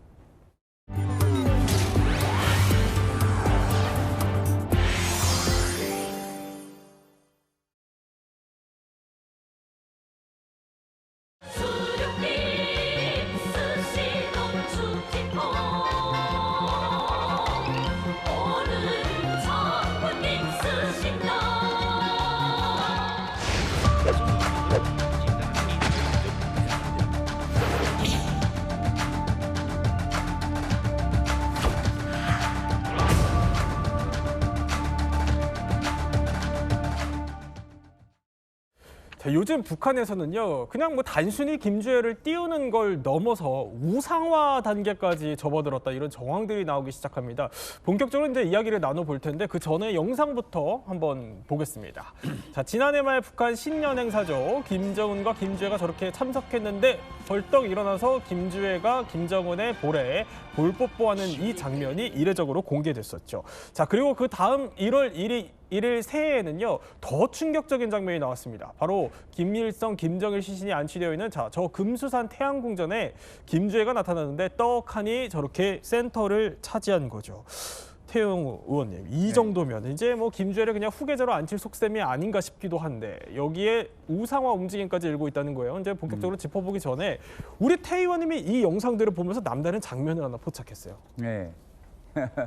이제 그 김주애가 김정은에 다가가서 그 뽀뽀하는 장면인데 이게 북한에서 우리가 소위 말하면 새해 카운트다운 하는 순간이거든요. 네네. 그래서 하나, 둘, 셋 하고 새해가 시작되는 그 지점에 축포가 터집니다. 그런데 그 전까지 이렇게 머리고 숙이고 있던 김정은이 척호를 펴면서 밑선으로 턱 김주애를 칩니다. 툭 하고. 먼저 치는 거예요? 네. 그러니까 아마 연출을 하고 나온 것 같아요. 이렇게 마지막 카운트다운에서 새해 넘어가는 순간에 아버지한테 와서 뽀뽀해라. 근데 아마 뭐 축포가로 가니까 잠깐 집중을 못했던지 김정은이가 턱 뒤를 치며 손으로 턱 무릎을 치니 김주애가 다가가서 저렇게 뽀뽀하거든요. 그런데 더 과가는 갑자기 저렇게 김주애가 김정은에게 뽀뽀하니까 뒤에 있는 저 수행성원들이 어쩔 줄 몰라서 눈길을 어디에 둬야 되는지 막 당황스러워하는 모습도 뒤에서 보이고 있습니다. 그러니까 김정은이 먼저 신호를 줬다, 이거. 지금 딱 그러니까 저건 분명 저건 연출된 그런 이제 장면입니다. 근데 더해서 뭐 김주애 이제 열병식에 보면은 김주애의 백마가 나오는 거 하면은 이제 영상 보여드릴 텐데. 자, 이렇게 여기에 김주애의 백마로 추정되는 그 백마도 나왔었다, 이런 얘기도 있네요. 네, 그 저 백마설이 이제 나온 거는 뭐 북한에서 나도는 말에 의하면 김주애가 나이는 어리지만 벌써 말을 이제 잘 탄다, 백마를 잘 탄다 이런 소문이 나면서 저 열병식 때 제일 앞에서 나온 말이 김주애가 타는 말이다. 저거는 바로 앞으로 향후 북한의 미래를 이끌어갈 상징이다. 이렇게 이제 분석이 되고 있는 거죠. 자, 이렇게 김주애 띄우기가 곳곳에서 포착이 됐는데, 자, 이제 우상화 얘기를 본격적으로 해보죠. 뭐냐면 얼마 전에 우리 통일연구원의 한 연구위원이요, 이런 발표를 했습니다. 한번 볼까요? 자, 2024년 군관 장령급 탈북민 증언이라고 합니다. 그러니까 꽤 높은 이제 직책의 계급을 갖고 있었던 군인 출신의 탈북민이 한 증언이라는 건데, 핵을 만드는데 김주애가 동참했다, 이렇게 선전을 하고 있다라고 합니다. 게다가 미래를 이끌어갈 컴퓨터 천재다, 이렇게 홍보를 한다는 거죠. 아니, 일단 핵도 황당하지만 미래를 이끌어갈 컴퓨터 천재라. 김주애가 진짜 컴퓨터 잘하는 거 맞아요? 그 컴퓨터를 잘하는지는 모르겠는데 최근에 이제 북한이 공개하고 있는, 노동신문에 공개하고 있는 사진들을 보면 얼마 전에도 저렇게 김정은하고 현장에 가서 컴퓨터에 직접 앉아서 자기가 컴퓨터를 잘 다루는 모습이 이제 북한에 이제 널리 저렇게 공개되고 있습니다. 그런데 지금 우리가 김주애가 제일 처음에 북한 언론에 등장했을 때도 역시 핵과 관련된 군사시설이고, 그 이후에 김정은을 따라서 빠짐없이 가는 것이 핵과 미사일, 이 군사 부문입니다. 그러면 왜 김주애를 계속 이 군사 부문 시찰에 데리고 다니느냐? 김주애는 여자이기 때문에 앞으로 향후 김정은을 이을 후계자라면 제일 큰 난점이 최고 군 통수권자가 여자인데 그게 군장악이 될까, 여자가? 이런 이제 위구심이 생기는 거죠. 그러니까 지금부터 무슨 소리냐? 어릴 때부터 아버지를 따라다니면서 북한의 핵무장화에 저 정도로 공헌을 했다. 그러니까 앞으로 군 장악하는 데는 문제 없다. 그래서 군 장성들이 계속 김주애 앞에서 폴더 인사를 시키는 거고, 컴퓨터는 이건 미래와 관련됩니다. 향후 펼쳐질 미래 세대는 결국은 AI 시대, 컴퓨터 세대인데, 미래를 내다본 북한의 미래에서 바로 이 김주애가 나이는 어리지만 저 나이에 저렇게 컴퓨터 천재고, 컴퓨터라고 하면 모르는 것이 없다. 그러니까 군과 미래를 상징하는 이미지를 만들려면 핵과 군사, 그다음에 거기 플러스 알파로서 컴퓨터 천재, 이 이미지를 지금 만들고 있는 거죠. 진짜 컴퓨터 천재일지는 한번 지금부터 뜯어봐야 될 것 같은데, 김주애 우상화를 좀 얘기해보기 위해서 지금 북한에서 유치원 교사를 하셨던 분을 저희 특별하게 모셨습니다. 김가영 씨, 어서 오십시오. 네, 안녕하세요. 네, 안녕하세요. 일단 아니 뭐 컴퓨터 얘기를 조금만 더 해보면 김주애가 뭐 특별하게 컴퓨터 속성 과외 뭐 이런 거 받았을 수 있겠지만 어떻게 들으셨어요? 이제 유치원 교사도 해보셨으니까. 네, 북한은 워낙 어릴 때부터 조기 교육을 시키고 있고 또 네. 천재 발굴을 하고 있지만 13살 김주혜한테 우상화를 할 수 있는 게 솔직히 말해서 할 만한 게 없단 말이죠. 그러면 할 만한 게 없죠. 또 여자아이고 또 할 수 있는 게 없는데 지금 핵 미사일에 뭔가 꼭 필요한 컴퓨터를 잘하는 천재다라고 내세우기에는 아주 중요하고 또 중요 포인트가 되기 때문에 저는 컴퓨터 천재를 넣지 않았을까. 저것 또한 짜고 친 고스톱이다라고 얘기하고 싶습니다. 근데 그나마 주민들이 좀 믿을 만한 얘기다. 그렇죠. 네. 왜냐하면 북한은 워낙 어릴 때부터 컴퓨터라든가 이런 것들을 저게 천재로 발굴해서 올려가거든요. 네. 그러면 어릴 때부터 키우기 때문에 김주혜 역시도 또 그런 천재 중에 한 명이다. 뭐 이렇게 특출한 인물이다라고 홍보를 하는 거죠. 그런데 이 지금 우상화 작업 얘기를 하다 보니까 어딘가 좀 익숙합니다. 뭐냐면 아버지 김정은 때로 거슬러 올라가면 지금은 좀 그래도 컴퓨터 천재는 믿을 만한 걸로 했다는 거예요. 아버지 때는 어땠나요? 아버지 때는 더 심했죠. 사실은 뭐 우상화가 아니라 거의 신격화하는 작업을 굉장히 오랫동안 해왔는데요. 네. 김정은의 이 어렸을 때를 조금 뭐 그들의 보도에 따르면 뭐 한번 되짚어 보면요. 3살 때 일단 총을 쏘기 시작합니다. 3살 때? 네, 그리고 자동차 운전을 벌써 3살 때 이미 시작을 해요. 네. 자, 그리고 6살 때는 승마를 시작을 하고요. 9살 때는 뭐 유럽에 갔는데 거기에 그 유럽의 그 보트 전문가가 있었대요. 근데 보트 전문가가 약간 조금 원하는 걸 안 해주니까 김정은이 스스로 9살 때 보트를 몰아서 유럽의 보트 전문가를 이겼다. 9살 때? 9살 때요. 네. 근데 9살이 보트를 운전하는 게 맞나? 이런 생각이 좀 들기도 하는데. 페달에 다리가 닿아요? 9살 때? 그것도 좀 궁금하긴 한데. 그렇죠. 그리고 또 유학 다녀왔잖아요. 예. 유학 시절에 영어, 독일어, 프랑스어, 이탈리아어를 완벽하게 깨달았다라고 하는데 요즘 보면 통역을 쓰고 있거든요. 예, 뭐 그런 상황입니다. 그렇군요. 아니 뭐 9살 때는 생각해보니까 할 수도 있겠다는 생각이 들긴 하는데 3살 때 운전하는 거는 이게 페달이 안 닿을 것 같다 이런 생각이 들거든요. 태우. 저건 내 생각에는 아니 그 어린 나이에 발에 페달이 닿겠습니까? 아마 아버지 무릎에 앉아서 차를 몰고 그걸 가지고 직접 몰았다. 뭐 이렇게 우상화 작업에 활용하고 있지 않는지. 그런데 우리 태 의원님이 이제 아무래도 북한에서 또 고위직을 계셨다 보니까 김정은 띄우기, 이른바 이 우상화 작업 같은 거에 같이 좀 동참을 하셨어야 될 것 같거든요. 이거 관련된 일화가 있으시다면서요? 예. 이 안과 병원과 관련한 이야기인데 북한에서 뭐 여러 이제 의료 계통이 다 낙후하지만 제일 낙후한 분야 하나가 이게 눈 안과입니다. 어느 정도 낙후한가면 북한의 백내장 수술을 도와주려는 네팔 의사들이 갑니다. 네팔 의사들이 가서 백내장 수술을 하는 정도예요. 그런데 하루 제가 런던에 있는데 비밀 지시가 내려옵니다. 3층 서기실에서 영국에서 제일 좋은 안과 병원의 설계, 그다음에 그 병원에 안경 상점이 있는지, 그다음에 안경 상점을 어느 정도 규모로 하고 있는지, 바닥은 어떻게 하는지 구체적인 질문지가 다 와서 제가 그때 생각한 게 이제 북한이 지어 네팔 같은 나라에서 의사들을 데려다가 백내장 수술을 시키니 저 안과병원을 어떻게 해보려는가 보다 이렇게 생각하고 영국 런던에 무어필드 아이 호스피털이라는 세계적인 안과 병원이 있어요. 그래 그 병원에 가서 설계로부터 시작해서 내부 걸 다 보냈습니다. 보냈고 여러 가지 또 질문이 계속 와요. 근데 그런가 보다 하고 지나갔는데 그로부터 몇 달 후인 2016년 5월에 김정은이 평양시 안과병원 건설 현장에 갑니다. 거기 가서 여러 이야기들 하는데 제가 그 이야기들 듣고 깜짝 놀랐어요. 어떤 이야기인가 하면 현장에 가서 북한 언론이 보도한다면 설계도를 보면 공사 현장에 가서 아니 안과병원에 왜 문턱이 있느냐. 눈이 나쁜 시력이 나쁜 사람들이 안과병원에 오면 문턱이 있으면 사람이 걸려 넘어지고 안과병원에서는 휠체어를 많이 사용하는데 휠체어가 이거 어떻게 가냐니까 문턱 다 없죠. 이게 사실이거든요. 실제 없어요. 영국은 문턱에.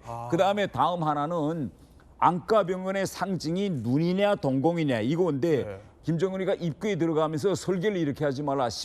병원 상징 십자가를 옮기고 입구에다가 눈을 상징하는 동공을 요라. 뭐 이런 이야기. 그다음에 눈 시력하는 데 가서 이제 시력 그 테스트 종이를 꺼냅니다. 그걸 보고 북한 사람들도 평양 류경 안과병원에서 받은 시력 테스트지를 가지고 외국에 가서 그대로 주면 돈을 내지 않고 그거 가지고 눈을 제작할 수 있게 국제적인 규격대로 시력 테스트지를 뽑아라. 뭐 이런 이야기를 다 안 되는데 제가 그 이야기를 보면서 이렇게 사전에 자료들을 수집해서 자기가 공부하고 아니 지시 줄 거 있으면 사람들 부르다 사무실에서 지시 주면 되지 현장에 나가서 금방 그걸 보고 자기가 알아차린 것처럼 지시 주니까 밑에 사람들이 입을 이렇게 벌리는 거죠. 와 이거 뭐 안과 병까지 이렇게 다 하나.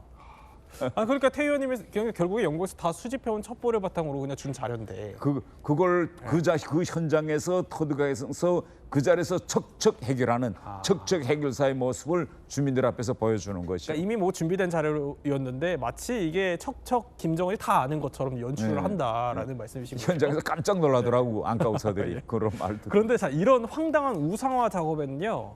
이게 선대부터 이어져 온 일종의 공식이 숨어 있다고 하는데 그 얘기를 하기 전에 진짜 황당한 영상 하나 보시죠.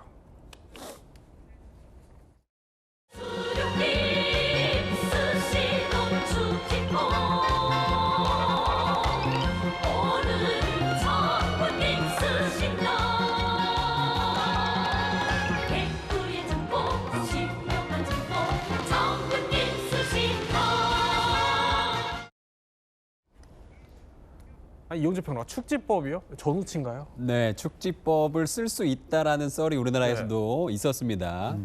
그리고 또 저 노래를요, 우리가 뭐 개그 프로그램 같은 데서 봤던 기억도 좀 나긴 하는데 실제로 축지법을 쓸 수 있는 사람은 없는 것으로 알려져 있지요. 그런데 지금 황당한 것은요, 지금 저렇게 축지법을 쓴다는 뭐 저런 노래가를 실제로 저렇게 부르고 있다는 것도 좀 황당한데 북한의 교과서 내용 중에 황당한 부분도 있습니다. 교과서에요, 김정일이 세계 지도에 한 조선과 일본이 모두 빨간색으로 표시된 것을 보고 분노를 했대요. 그래서 먹으로 일본 지도를 이렇게 새카맣게 칠했다는 거예요. 그러니까 일본 전역이 암흑천지가 돼서 폭우가 쏟아졌다. 지도를 이렇게 칠하니까. 이런 내용이 교과서에 나온다고 합니다. 아니 뭐 태 의원님도 그 교과서 아마 보셨을 수 있겠다 그렇죠. 그런 생각이 드는데. 근데 교과서뿐만 아니라 북한에서는 끊임없이 주민들에게 김씨 일가는 인간이 아니다.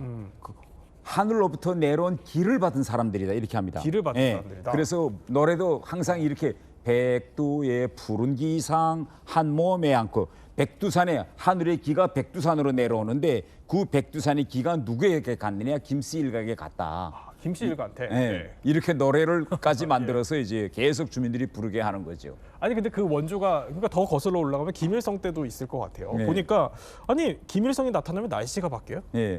그러니까 이런 겁니다. 백두산 천지. 북한 사람들은 백두산 천지에 가서 해 뜨는 장면을 한번 보는 게 평생 소원이에요. 그래서 거기 갑니다. 그런데 실제 올라가면 그날 비가 오고 뭐 구름이 껴서 못 볼 때가 대부분이에요. 그런데 현장에 가면 뭐라고 항상 이야기하는가 하면 김일성이 왔을 때도 이렇게 번개치고 날씨가 흐렸는데 김일성만 올라가면 그 순간에 모든 번개와 구름이 갇히고 해가 비친다. 그리고 내려가면 또 원래대로 이렇게 진동이 온다. 이런 이야기를 끊임없이 하고 그걸 또 영상으로 만들어서 다큐를 만들어서 계속 북한 주민들한테 이야기. 다큐까지? 그럼요. 그래서 항상 북한 영화 보세요. 그러면 김일성, 김정은, 김정일 다 백두산에 올랐을 때는 와 백두산에 길을 반다 해가지고 바람 불면 해가 뜰 때 커트자락에 날리고 이런 걸 영화를 찍어서 북한 사람들한테 보여주는 거죠. 하늘로부터 기가 지금 내려와서 받는다. 뭐 백두산에 전기가 꽂힌다. 뭐 이런 얘기네요. 그렇죠? 참 황당하기 짝이 없는데 이 김가영 씨도 우상화교 이거 받아봤다고 표현하면 좀 그럴 거예요. 당해보셨을 것 같거든요. 네, 그럼요. 아까 백두산 얘기 나와서 그런데요. 저희가 백두산에 살다 보니까 항상 가면은 천지를 보기 힘들거든요. 근데 김정일이 백두산에 가면은 천지를 항상 본다는 거예요. 그거는 왜 신이기 때문에 천지를 보고 온다는 겁니다. 그때 저는 그걸 들으면서 확실히 맞네. 나는 아무리 가도 천지 볼 수가 없었는데 우리 장군님은 신이니까 천지를 보시는구나. 이렇게 믿었던 거죠. 그런데 거슬러서 김정은 때도 제가 아이들한테 가르치다가 보니까 아이들한테 이런 황당한 얘기를 하잖아요. 근데 아이들은 믿는 거예요. 아, 또 직접 가르치셨으니까. 네네. 예. 그래서 저는 그런 것들 보면서 내가 당했던 거를 또 아이들한테 하잖아요. 근데 네. 제가 믿고 있으니까 아이들한테 자연스럽게 믿게끔 교육을 할 수밖에 없거든요. 그러니까 저는 북한에 있을 때 김일성, 김정일, 김정은은 그냥 신 같은 존재. 그들은 한마디 하면은 전 세계가 무서워하는 그런 신 같은 존재라고 생각했습니다. 제가 지금 생각해 보니까 네. 왜 그렇게 믿었지? 왜냐하면 전 세계 뉴스를 모르고 우리는 다른 사람들 어떻게 사는지를 모르고 북한이 교육하는 것만 보여주고 듣고 하기 때문에 그걸 믿을 수밖에 없었던 것 같아요. 그러면 일단 교육을 직접 하셨다고 하니까 제일 좀 기억에 남는 교육, 우상화 교육 하셨을 때 네. 그런 거 있어요? 김정은이 지금 보면 황당하지만 그때 당시에는 뭐 김정은이 3살 때 네. 아빠 엄마를 태우고 백두산에 올라갔대요. 저는 그때 당시에 그 얘기를 믿었어요. 아, 그렇군요. 네. 네. 근데 지금 보면 되게 황당하죠. 그러니까요. 또 그리고 7살 때 사격을 했다고 합니다. 근데 그것도 지금 생각하면 황당하지만 그때는 그걸 믿었어요. 왜? 신이니까. 김일성이 다시 태어난 그런 뭐 자손 같은 존재라고 생각했어요. 그럼 언제 저게 거짓말인 거예요? 그때? 저는 공개 처형이라던가 아니면 제가 성인이 되었을 때 한국 라디오를 제가 한 2년 동안 들었거든요. 그러면서 이게 뭐지? 내가 배웠던 내용이랑 많이 다르구나를 그때 처음 느꼈습니다. 그래서 이게 네. 외부 정보를 내가 듣고 세뇌가 깨야만이 그 북한의 우상화가 거짓이라는 것을 알게 되는 순간인 것 같아요. 태희 의원님도 이제 나중에 알게 되셨을 것 같아요. 태희 의원님도. 네. 저는 이제 해외에서 첫 외교관 생활을 덴마크에서 했거든요. 네. 그런데 덴마크에 가서 제일 먼저 제가 제일 알고 싶었던 부분이 뭔가 하면 북한에서 올 때에는 북한이 세계에서 유일한 무상치료, 돈 무료 무상치료, 무료 교육 뭐 이런 나라다 했는데 덴마크에 가보니까 애들이 공립학교 갈 때 돈 안 내요. 또 병원에 갈 때 국가 의료보험제에서 돈을 안 냅니다. 이게 어떻게 가능할까? 경제학적으로. 그러니까요. 그래서 들여다보니까 그다음에 제가 안 돼요 하면 북한에서는 대학에서 정치 경제학을 배워줄 때 아담 스미스까지만 배워줍니다. 그 이후에 케인즈 이론이 생겨나서 세금을 통해서 자본주의 국가에서도 복지 시스템을 만들 수 있다. 이걸 절대 안 가르치거든요. 그래서 제가 이걸 느끼면서 이 자본주의 국가는 결국은 부익부 빈익빈, 길거리에는 맨 거지가 넘치는 나라로 알았는데 그게 전혀 아니고 거기에 가서 인터넷을 통해서 한국이 얼마나 잘 사는지 네. 하는 걸 이제 알게 되셨죠. 그걸 나중에 이제 해외 근무하시면서 알게 된 거죠. 예.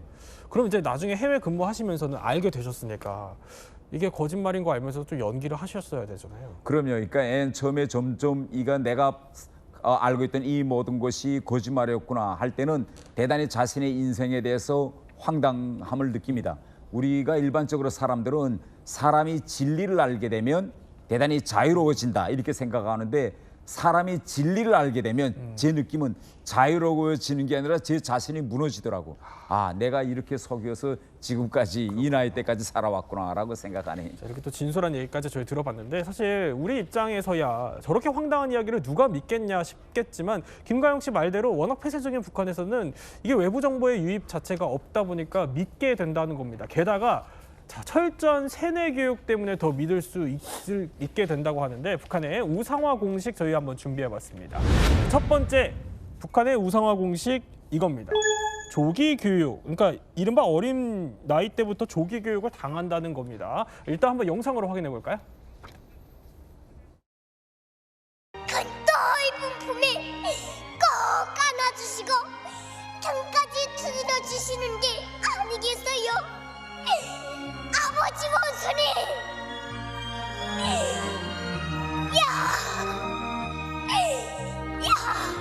호방반은 멍감사 대인간 감사 성우님 사랑 속에 풍년 들었죠. 네가 바라는 곳이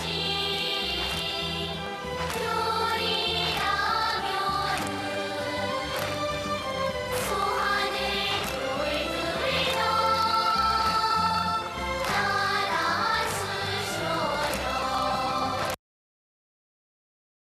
아니 도대체 어떻게 가르치길래 저렇게 어린아이들이 저러는 겁니까? 진짜 예. 피도 눈물도 없이 가르칩니다. 왜냐면요. 일단은 저는 이런 얘기 하거든요. 우리는 태교를 하면은 클래식 듣지 않습니까? 근데 네네. 북한은 엄마 뱃속에 있을 때부터 우상화 교육을 들어요. 왜냐면요, 어머니가 네. 그 듣는 노래가 북한에서 선전하는 노래를 듣고 있지 않습니까? 그럼 네. 배 안에 있을 때부터 저는 그걸 태교를 한다고 생각이 들고요. 태교부터? 네, 그리고 0살, 3살부터 타가소를 갑니다. 우리를 말하면 어린이집이거든요. 그럼 그 어린이집 들어가는 딱 정문에 김일성과 김정일의 초상화가 있어요. 대형 초상화. 거기에 제일 먼저 깨끗한 옷차림으로 인사를 해야 돼요. 그렇게 시작된 우상화 교육이 죽을 때까지 하지 않습니까? 그러다 보니 가능하고요. 또 지금 아이들 보면은 막 시를 울면서 막 울어요. 선생님들이 이런 그 매처리를 가지고 울 때까지 때립니다. 너무한데요. 더 감동, 더! 이 더라는 소리가 온 그 학교에 막 퍼지듯이 막. 그래도 그 누가 뭐라 안 해요. 엄마들은 오히려 더 때려서 우리 아이가 원수님에게 어떻게? 이거 아동학대잖아요. 그럼요. 아동학대죠. 지금 보면은. 말도 안 되는 상황인 건데 북한에서는 그게 흔한 거고요. 기본이 당연히 돼야 되는 겁니다. 아니, 저 정도면은 어른이 돼서도 기억날 것 같아요. 예, 당연하죠. 제가 지금 나이 지금 이제 60대가 지났는데 지금도 어릴 때 이제 유치원에 가면 유치원에 가면 유치원 하루 생활을 어떻게 시작하는가 하면 교실에 들어가요. 그러면 아직도 생생하시군요. 교실에 들어가면 안에 아빠 엄마가 직장 가느라고 애들 유치원에다 두고 가니까 보이면 싸우잖아. 그럼 선생님이 들어와서 하루 일과 시작을 김일성의 초상화가 붙어 있어요. 그러면 먼저 원수님한테 인사하고 시작하겠습니다 하고 딱 줄 서서 웃어야 돼요. 웃으면서 원수님의 사진은 언제 봐도 기뻐요. 우리들이 어느 때나 보고 싶은 원수님. 이걸 춤을 추면서 해야 돼요. 무조건 하고 하루 생각. 근데 이게 아이 때부터 계속 하다 보니까 어른이 돼서도 김일성, 김정일에 대한 찬양과 불로하면 이게 스스럼 없이 입에서 나오는 거죠. 아이 때부터 계속 그렇게 교육을 시키니까. 우리 김가영 씨도 옆에서 따라 부르실 정도로. 네, 너무 거의 가상과 같습니다. 이게 근데 원수님은요 손가락에도 안 되고 꼭 두 손으로 이렇게 원수님의 이렇게 딱 두 손으로 정중히 모셔야 돼요. 두 손으로 이렇게? 네, 무조건 두 손으로 이렇게 모셔야 되고요. 한 손만 해도 그거는 거의 뭐 3대가 큰일 납니다. 그런데 이렇게 노래, 웅변 뭐 이런 것도 동원을 하지만 아니 전쟁 모의 훈련을 유치원 때예요? 네, 그거 기본 필수거든요. 예. 제가 과목을 쭉 보니까 생각나는 게 미국 놈 때려부시기라는 과목이 있었어요. 그게 체육 시간인데 미국 놈이라 해가지고 이렇게 모형을 나무로 이렇게 만들어 놓습니다. 그러면 아이들이 긴 망치 같은 거 들고 가서 미국 놈 때려부시자 하고서 캉캉 그리고 머리를 때리고 그것도 다 알려줍니다. 어디를 때리고 심장은 어디에 있고 이렇게 해가지고 이런 것들이 흔한 그냥 유치원 체육 생활 수업에 있습니다. 그렇군요. 자, 저렇게 미국 사람 때리기 놀이까지 시킨다는 겁니다. 자, 그러면 두 번째 우상화 공식 한번 살펴보도록 하죠. 북한에서는 이렇게 우상화를 한다는 겁니다. 두 번째 공식은 반복 주입식 교육이라는데 딱딱 준비된 양성 코스처럼 보이기도 해요. 그럼 대체 뭘 반복적으로 주입하는지 영상 한번 볼까요? 주동맥 생활총화를 시작하겠습니다. 몸이 아프다는 이유로 아침 독보 시간에 3번이나 빠졌습니다. 피해를 주게 되었습니다. 동순동무는 수성지인 날라리 풍에 물젖어가지고 머리를 너무 길게 하고 다니고 있습니다. 거기 머리입니까 가발입니까? 아니 대체 저게 뭐 하는 겁니까? 저게 이제 북한에서 생활총화라고 하는 그런 액티비티를 하는 현장입니다.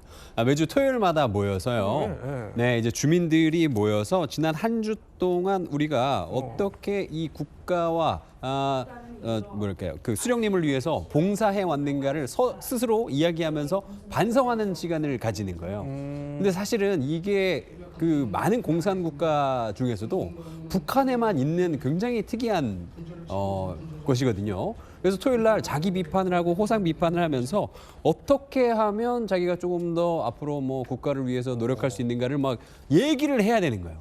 토요일 날은 좀 쉬고 싶은데 심지어 이거요. 그 움직이지 못하시는 분 빼고는 전부 다 참석을 해야 된다고 합니다. 아니 전부 다 참석해야 된다 그러면 이게 혹시 뭐 북한 밖에서도 해야 되는 거예요? 당연하죠. 해외에 있을 때도 북한은 이제 북한 사람이 3명 이상 모이면 생활총화를 해야 됩니다. 3명 이상 모이면. 그러니까 대사관 같은 데서도 이제 생활총화를 하는데 토요일 아침 9시면 온 그 나라에 가 있는 사람들은 대사관에 다 들어와서 생활총화를 이제 직접 해야 되고 뭐 대사관에서 생활총화하는 건 아무것도 아닙니다. 보시다시피 우크라이나 전장에 나간 북한 군도 전투하다 실참에 생활총화를 해야 돼요. 저게 북한군 장교가 죽은 북한군 장교의 몸에서 나온 생활총화 기록부인데 네. 저게 보면 저렇게 전쟁 중에도 생활총화를 빠짐없이 행고할 뿐만 아니라 저렇게 구체적으로 다 기록에 남겨야 됩니다. 아유, 아니 이 정도면 생활총화를 하는 게 아까 상호 비판? 그러니까 서로를 비판해야 된다는 거잖아요. 네. 친구끼리 의리도 틀어질 것 같은데요. 초등학교 3학년부터 예. 시키거든요. 그 친구들끼리 처음에는 막 우는 아이도 있습니다. 왜냐면 어린아이인데 대중 쪽을 비판을 하면 울 수밖에 없거든요. 그러면 왕따가 되고요. 그래서 저는 이걸 나라가 아예 대놓고 한 아이를 왕따시키는 거는 나라가 주장하고 있다고 생각이 들어요. 그러니까 친구들 사이가 나빠지고 틀어지는 건 당연한 거고요. 네. 그리고 그 아이는 서서히 왕따가 되고 말썽꾸러기가 됩니다. 저는 그거를 나라가 조작하는 거죠.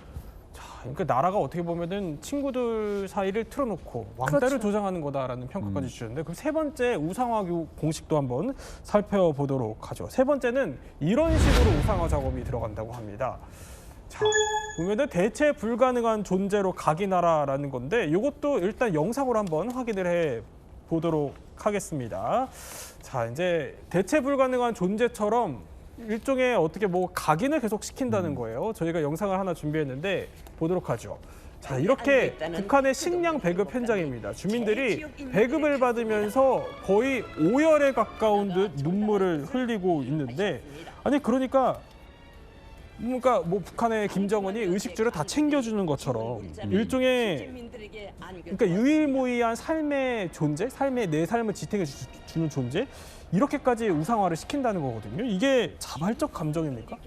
절반은 자발적이고 절반은 이제 가짜지요. 왜냐하면 이 북한의 배급제가 붕괴된 지는 대단히 오래입니다. 그런데 돈 있고 힘 있는 사람들은 국가로부터 배급을 주지 않아도 먹고 살겠지만 정말 평백성들은 배급소에 쌀이 없으면 굶거든요. 네. 이럴 때 김정은이가 쌀을 내려보내서 이제 방금처럼 논아준다 하면 너무 반갑고 그래도 몇 개는 편히 먹을 수 있겠구나 그런 안도감에서 저절로 모르는 사이 눈물이 나오고 저렇게 카메라가 돌아와서 돌아갈 때는 북한 사람들은 저 앞에서 무조건 눈물을 흘려야 되는 거죠.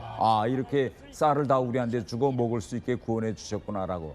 정말 우리 같은 경우에는 황당하기 그지없습니다. 아니 그러면 장마당 세대 같은 경우는 눈물이 안 나는데 눈물이 나는 척 해야 되는 그런 상황에 놓일 수도 있겠네요. 제가 제일 힘들었던 게요. 김정일이 죽었을 때였습니다. 김정일이 그래요? 죽었을 때 저희 그 부모님 세대들은 진심을 울었지만요. 저는 장마 세대라서 그런지 모르겠는데 눈물이 안 나는 거예요. 근데 저는 왜 눈물이 안 나는지 모르겠어요. 근데 진짜 눈물이 안 나는데 우는 척을 해야 되는데 이게 그냥 우는 척 해서 되진 않아요. 그러다 보니까 주변에서 막 누가 울면은 저도 막 꼬집으면서 눈물 흘렸습니다. 그런데 근데 이게 또 웃긴 게 애도 기간이 3일이 아니라 국가 애도 기간이라 해가지고요. 시간이 길어요. 7일 되는데 그 7일 동안 우는 척 해야 되고 슬픈 척 하는 게 정말 괴로웠어요. 그렇군요. 네, 근데 제가 보기에는 주변에 같은 세대들은 다 비슷하게 더 우는 척 하는 것 같더라고요. 그런데 이렇게 우상화 작업이 이제 더는 안 먹힌다고 생각을 한 걸까요? 북한도 좀 달라지는 게 있습니다. 바로 앞서 잠깐 봤던 축지법 얘기인데 축지법 못 쓴다 양심 고백했어요. 네, 맞습니다. 아니, 말이 좀 웃긴데요. 2020년 5월 이 노동신문에 나왔던 기사입니다. 그 기사 내용을 보면요. 만일 축지법이 있다면 그것은 인민대중의 축지법일 것이다 라고 써 있었는데 사실상 이 축지법이란 것을 할 수는 없었고 선대가 했던 이 우상화는 좀 과장이 심했는데 지금부터 우리가 이야기하는 건 조금 이제 진짜일 것이다 라고 좀 이 밑밥을 까는 듯한 이런 기사를 좀 내보냈습니다. 그렇군요. 그러니까 이제부터는 좀 진짜일 수도 있다라는 이 얘기인즉슨 김주애를 두고 이제 핵 건설에 동참한 컴퓨터 천재다 이렇게 얘기를 하는 거예요. 이건 먹힐까요? 글쎄요. 어느 정도 먹힐지는 저건 좀 약간 먹힐 것 같아요. 왜냐하면 북한의 대부분 이제 저 김주애 연령대 애들은 인터넷을 다룰 줄 모릅니다. 인터넷도 없고 북한에는. 그런데 김주애는 집에도 아마 인터넷이 다 있을 겁니다. 그러다 나니 컴퓨터와 관련한 세상 돌아가는 형편은 잘 알 거고 제가 런던에서 김정은의 친형 김정철을 같이 이제 생활해 보니 컴퓨터 진짜 잘합니다. 그래요? 잘해요? 네. 컴퓨터 잘하고 뭐 이메일 잘 보내고 뭐 이거 진짜 잘해요, 실제. 그러니까 김주애가 처한 저런 환경에서 같은 동년배들에 비하면 당연히 잘할 수밖에 없죠. 매일 인터넷 만지는데. 네, 또 김주애가 진짜 컴퓨터 잘하는지는 김정은만이 알 것 같다는 생각이 들기도 합니다. 세 분과 함께 북한의 우상화 공식에 대해서 몰랐던 이야기 저희 한번 살펴봤습니다.